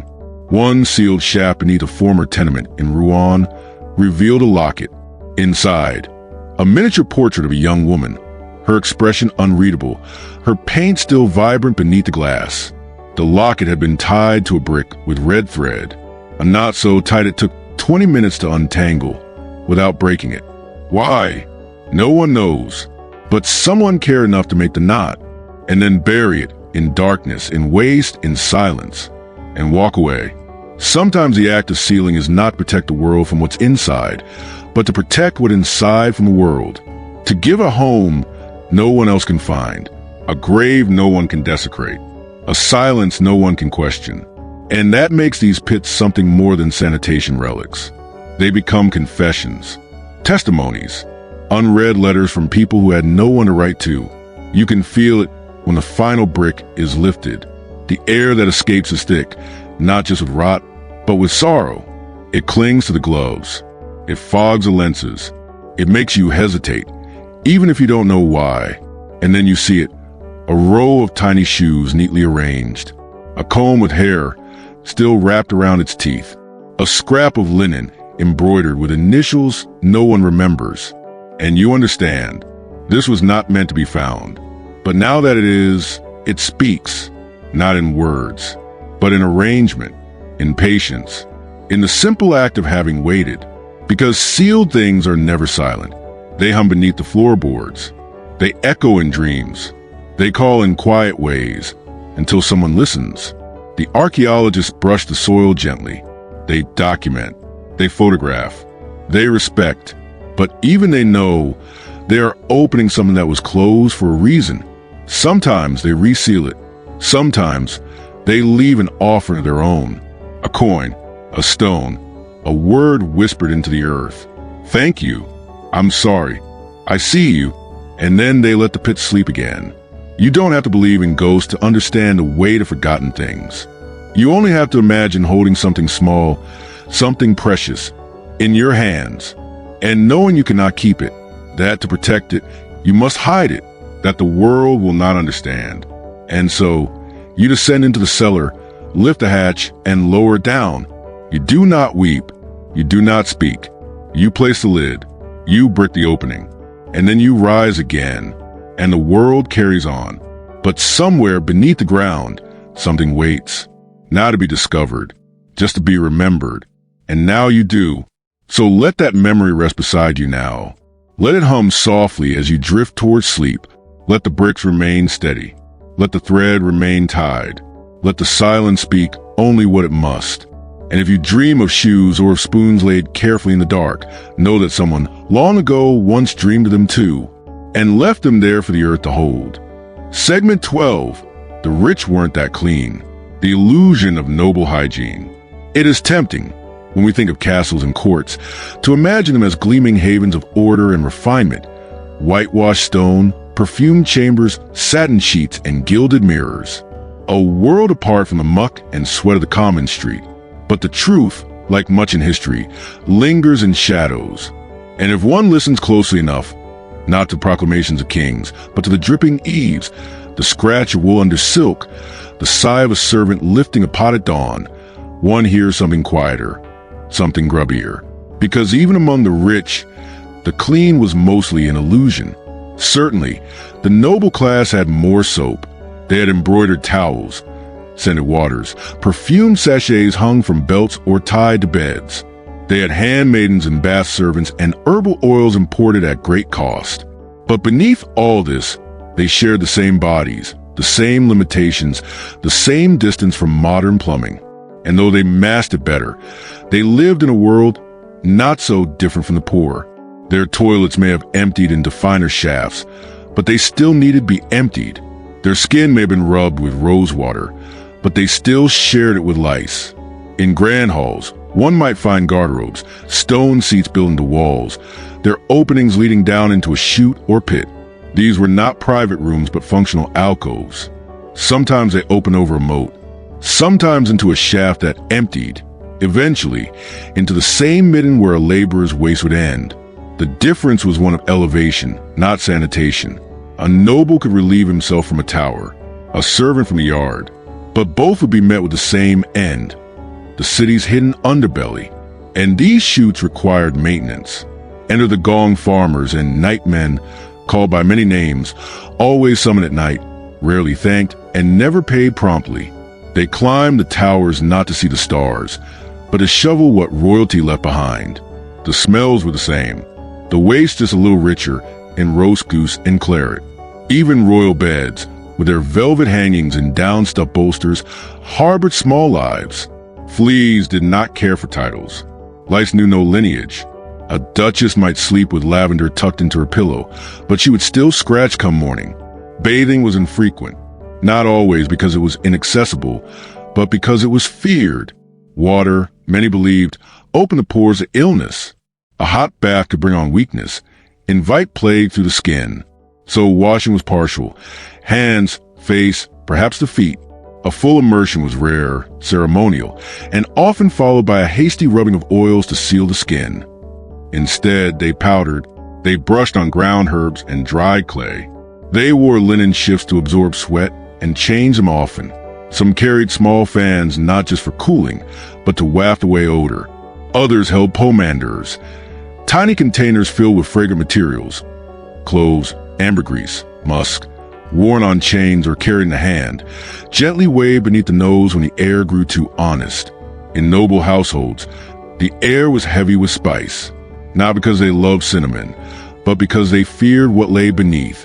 The rooms reeked of effort to pretend that they did not reek. And yet, despite all this, there was order. There were rituals. Cleanliness, though not what we might recognize, was still pursued, just differently. Many nobles had basins in their chambers, brought to them by servants with warm water and linen. A morning routine might include a face wash, a mouth rinse with mint water, and a combing of the hair with combs wiped clean after each stroke. For women, perfumes were applied, often heavy, sometimes floral, sometimes cloying resins that lasted through the day. For men, scented gloves became fashionable, the leather soaked in oil of orange ordinarily to mask the sweat of a warm room. To visit court, one had to be dressed and sweet, though this might mean more in metaphor than in truth. Layers of clothing, often wool, silk, velvet, absorbed much. And beneath those layers, shifts and undergarments did the silent work of catching what baths did not. These inner clothes were changed more often than outer ones. They were scrubbed with ashen lye, hung in the sun, beaten with paddles until they dried stiff. But they, too, had limits. The body beneath them always returned.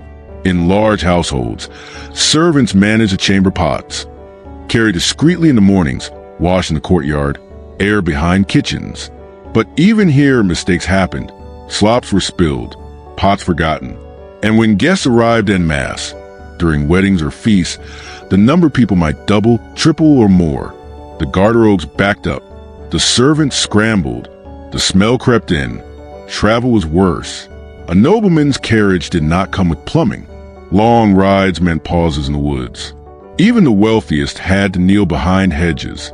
Ladies traveling for days might carry a clothes stool, a portable seat with pot beneath, hidden in the folds of a traveling chest. Attendants would dispose of the contents, rinse the bowl with vinegar or wine, and replace the linen lining. There were stories, passed quietly among the staff, of noble women weeping after long rides, soaked in their own needs, unable to change. Stories of dukes so drunk they mistook the staircase for a privy. Of queens who refused to eat before travel, lest they require relief on the road.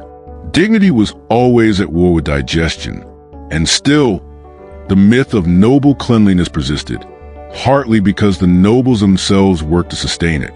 Their portraits showed clear skin, calm eyes, gleaming robes. Their letters rarely mentioned the physical, except in complaint, and their chroniclers, paid in coin and proximity, had little incentive to detail how the duke scratched his foot during mass or how the princess's chamber smelled when she rose. But the silence was not the same as absence, and archaeology would one day whisper what ink would not. In castle remains across Europe, sealed garderobe shafts revealed layers of waste indistinguishable from those of common tenements. Bones, seeds, human hair, fragment of textile, the occasional parasite egg. These did not discriminate. Even the highest tower, when emptied centuries later, smelled the same. In Versailles, records show that courtiers relieved themselves in the gardens behind curtains in hallways, not because they were base, but because there were simply not enough facilities. Chamber pots overflowed. Footmen looked the other way. Perfume cellars lined the halls not for fashion, but for necessity. The illusion persisted because it had to. Cleanliness in the medieval and early modern noble world was about appearance, about grace, about remaining unflustered. A noble woman might sweat through her corset, but she must glide. A lord might reek beneath his doublet, but his bow must be precise. The performance mattered more than the truth beneath, and the nightmen knew it. They were called to castles too, when pits overflowed or drains clogged or courtyards reeked too boldly. They arrived in silence, worked in darkness, left before the torches were lit. They saw what the portraits did not show. They carried out what no page would speak of, and they knew, perhaps more than anyone, that beneath the velvet hung the same truths as beneath the wool. So when we look now at the tapestries, the statues, the elegant portraits framed in museums, we can smile gently at the illusion, not to mock it, but to humanize it, to remember that kings itched, that countesses smelled, that dukes had accidents, that beneath the powder and lace, there were bodies like ours. And perhaps in that knowing, there is comfort. Because while history so often divides us into noble and peasant, rich and poor, those who commanded and those who carried, it also quietly reunites us. In the chamber pot, in the wash basin, in the hidden cloth soaked with vinegar, in the night. So as you rest now, in your own clean bed, with your own warm sheets and water that runs at a touch, you might think gently of the past, not with revulsion, but with recognition. They, too, long to be clean. They, too, struggle with the body. They, too, try to keep up the illusion. And though they may have lived in towers, they still woke to the same sun, still felt the same discomfort, still reached for the same comfort, however distant it was. So let them rest in your mind now, not as statues or myths, but as people, quiet, sweating, scratching, rinsing, dabbing perfume behind their ears before they stepped into court. People just like us. Segment 13, the privy behind the throne, the secret service of the sovereign's body.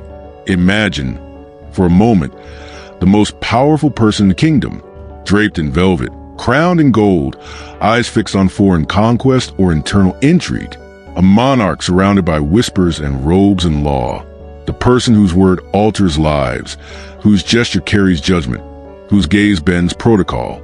And now, imagine that monarch needing to relieve themselves, not in metaphor, not in statecraft, but in the simple, human way that all bodies eventually must. This was never painted, rarely written, almost never discussed. But even kings have stomachs, even queens eat. And behind the throne, behind the velvet curtains, behind the perfumed halls, there was always a privy. And beside it, there was always someone waiting, the groom of the stool. They called him in Tudor England, an oddly poetic name for a position of startling intimacy. His duty? To attend to the monarch's private calls, to assist the king with the use of a specially designed portable commode, a richly adorned seat with chamber pot beneath, often lined with fabric, scented with herbs, surrounded by privacy screens. He would ensure cleanliness, provide linen and water, record health notes if needed, and always keep quiet. It was not considered a degrading role. Quite the opposite. To be groom of the stool was to be trusted above nearly all others. He alone saw the monarch without armor, without mask, without crown. And in a world built on proximity to power, nothing was more intimate than witnessing the sovereign's most private moments. The position came with perks, land, influence, whispers of policy exchanged between the folds of a towel. It was a job of supreme discretion, but also of deep obligation. The groom was expected to know the royal bowels better than the royal enemies. He needed to anticipate, to prepare, to sense when a walk to the garden was not for leisure but necessity. In France, similar roles existed. Under Louis XIV, the famed Sun King, a daily ritual called La Toilette was observed, in which the king's rising, dressing, and morning hygiene were formalized into ceremony. Attending nobles would hand him garments, offer scented cloths, and yes, even assist with the royal commode. Though not all helped directly, they stood nearby, watching, waiting for approval, for favor, for some trace of royal notice. And all the while, just offstage, servants cleaned the privy, poured water, refreshed perfumes. Because even at the height of majesty, the body remained, and the body, like all others, demanded relief. The royal privy itself was a curious blend of practicality and pomp. In some castles, it was built as projection from the wall, a small turret with an opening that dropped waste directly into the moat below. Guards knew never to walk under certain windows. In others, the privy was located in a tower, accessible only by a narrow stairway, with a chute leading to a hidden chamber that servants would empty under cover of night. Some were decorated. Tapestries hung on the walls, cushions placed on the seat, lavender tucked into the corners. After all, royalty did not sit on cold stone. Even their waste had decorum.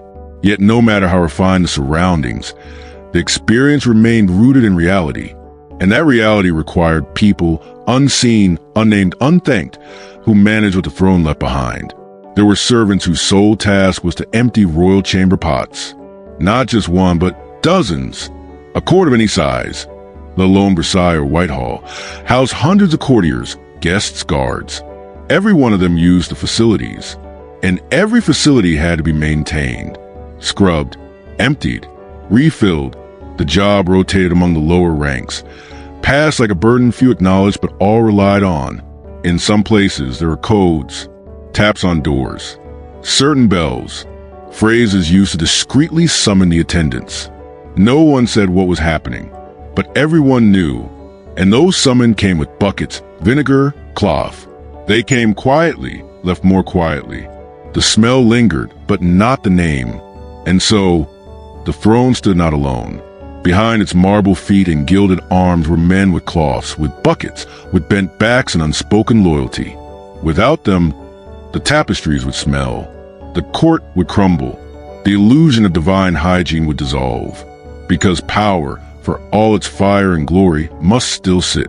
It is in this strange paradox that we find something oddly comforting, that even in their most elevated moments, kings and queens were tethered to the same necessities as bakers and shepherds, that behind coronations and declarations, there was always a chamber pot and someone waiting nearby. Sometimes, the monarch would thank them, a word, a coin, a look. Other times, nothing. The role was its own silence, and it passed through generations. Records show that Henry VIII grooms were often elevated to trusted advisors, because when one has helped the king in his most vulnerable state, one is bound to him in a way politics cannot sever. The bond was physical, embodied, not just in flesh, but in function. And yet, these men wrote few letters. Their names appear in accounts, in payrolls, in brief footnotes. They did not write memoirs. No one painted their portraits. Perhaps they knew that their work, though close to power, was meant to dissolve, like the water in the basin, like the scent after the lavender burned away. In other courts, women fulfilled similar roles. For queens and princesses, chambermaids managed the daily rituals of hygiene and relief. The pot was brought discreetly, emptied even more so. The chambermaid knew when to leave the room, when to stay, when to speak softly, when to say nothing at all. She was a keeper of the queen's privacy. She knew when the queen bled, when she wept, when her appetite waned, when her body betrayed her. And though she would never be called advisor, she held more knowledge than any physician, because to serve someone in their most honest moments is to know them truly. And yet, like the male counterparts, these women disappeared into folds of history. Their presence was absorbed by the curtains they held open, the steps they stepped aside from, the linen they replaced without a word. Even today, museums may display royal thrones, crowns, gowns, but not the stool, not the chamber pot. Those were lost, thrown away, considered too base. And yet they were the most constant companions of sovereignty. They went where the monarch went, crossed borders, entered battle camps, waited in chambers during negotiations, stood by through births and deaths. A privy may not inspire a hymn, but it held more truth than any anthem. There's something quietly poetic about this, The idea that behind the throne, behind all ceremony, lay a seat more humble, more honest, more necessary. And someone beside it, candle in hand, cloth on arm, ready to make the monarch clean again, not because of adoration, not because of flattery, but because someone had to, because the illusion of divine rule required a very human labor beneath. So as you lie still now, imagining velvet halls and golden crowns, remember this, that even kings must excuse themselves, that even queens must call for a basin, that every throne has two chairs, one for ruling and one for relieving, and both must be tended. So let your thoughts settle like linen in warm water. Let the candles burn low behind heavy curtains. Let the servants move softly in the dark. Let the chamber pots be emptied. Let the perfume sachets hang by the bed. And let the throne, for now, be silent. Tomorrow it may rule, but tonight it must rest, as must we all. Segment 14, Echoes in the Pipes, the afterlives of forgotten hands. Long after the last bucket was lifted, after the final cart creaked down the alley and the soot-stained lantern was doused, something remained. Not just the smell, not even the stains, though both had lingered for centuries in the bones of walls and the mortar between bricks, but something less tangible, fainter than footsteps, subtler than scent. It was a presence, a murmur, a weight in the silence, an echo in the pipes. Today, as we walk over cobblestones worn smooth by centuries, we forget what lies beneath. We glance down storm drains without wondering what lives they replaced. We flush, we rinse, we leave. The pipes do their work in silence. We don't think about who came before, who carved the first sewer channels through clay, who scraped night after night to keep the city's lungs from filling with its own waste. But the echo is still there, in the gurgle of old drains, in the hiss of steam from manhole covers, in the breath of warm air rising from ancient grates after rain.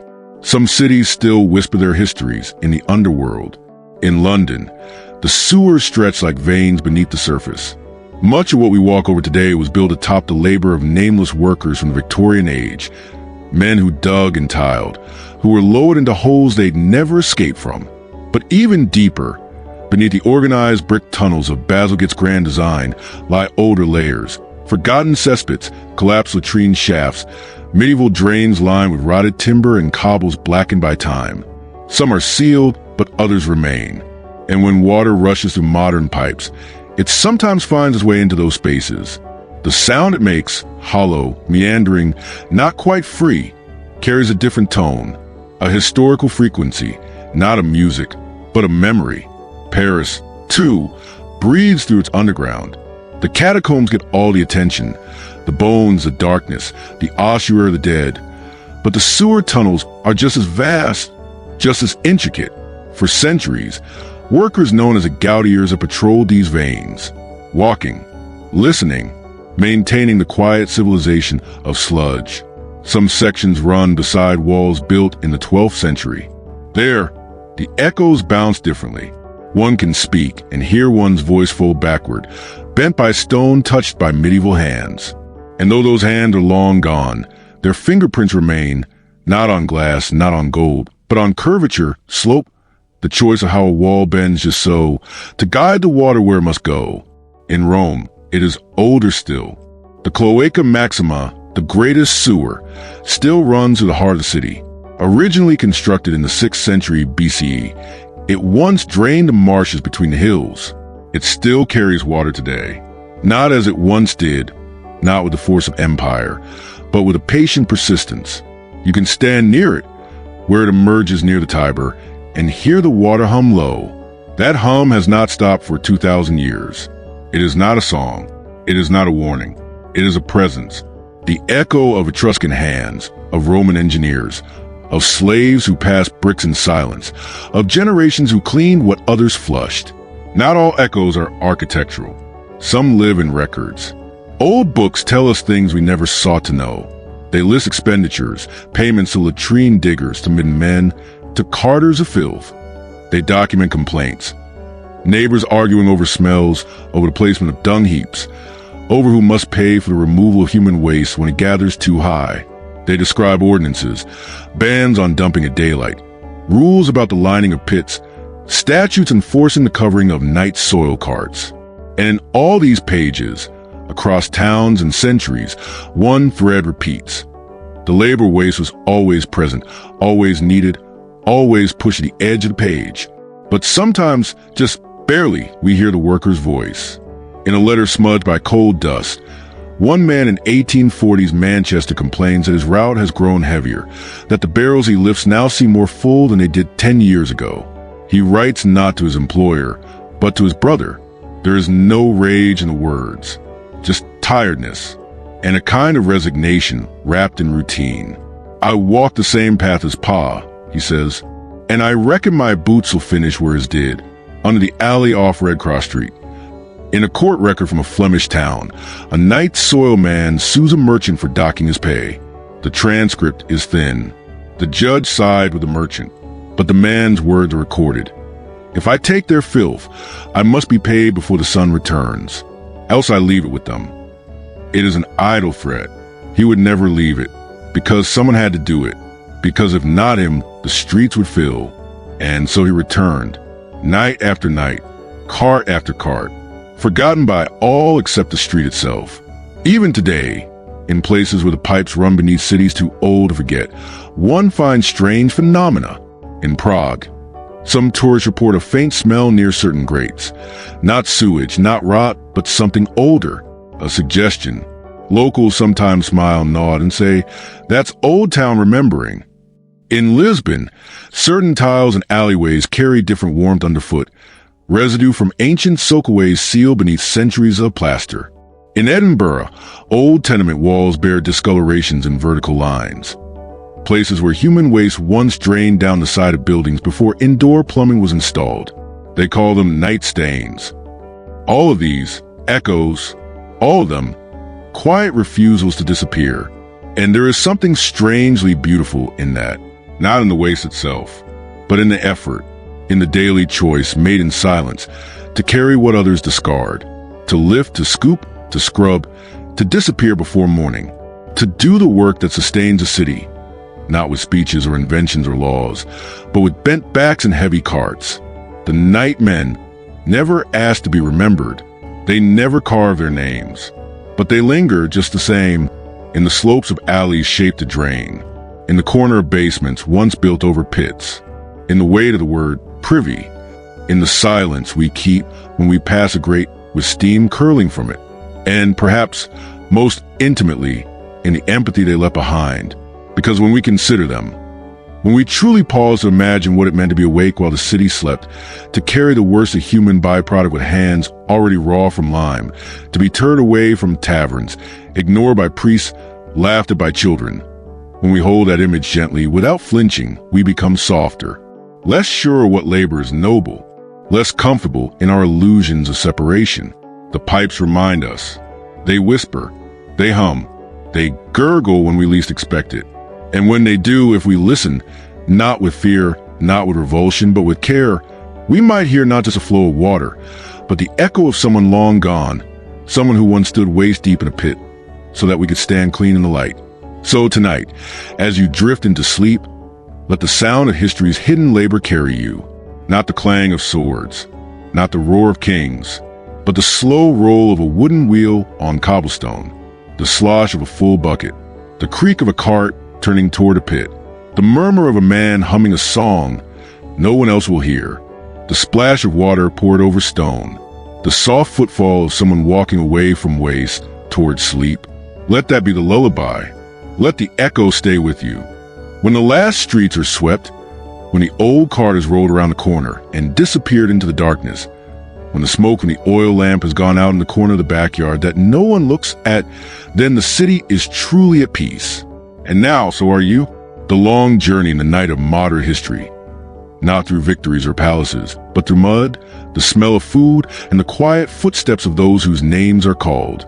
Together we have followed the alleys, stood by the stone latrines hidden in the walls, barely able to hear the sound of water leaking through the old wall. We have followed the steps of the burdened in silence, carrying what others have left behind night after night. No glory, no thanks. But for them, The city wakes up in the morning not in the stench, but in the gentle light of early morning, and the air is fresh enough to breathe. Perhaps what makes these stories special is not the depth, but in the silence. The dead asked nothing. They left no monuments, no names on stone tablets, no memoirs or badges. What they left was cleanliness, the ability to continue living, no matter who cleaned up after them. They were present in the flagstones that were washed every morning, in the pipes that still hummed at night, in the herbal incense sticks stuck in the corners of rooms to freshen the air, and no one ever asked who had replaced them. And so, amid all the stench, the cold, the loneliness, their work contained something real for people, a quiet resilience, a courage for honor, a sense of duty that did not need to be taught. For without them, there would be no palace clean enough for a king to sit in, no church pure enough to pray in, no square dry enough for children to run around.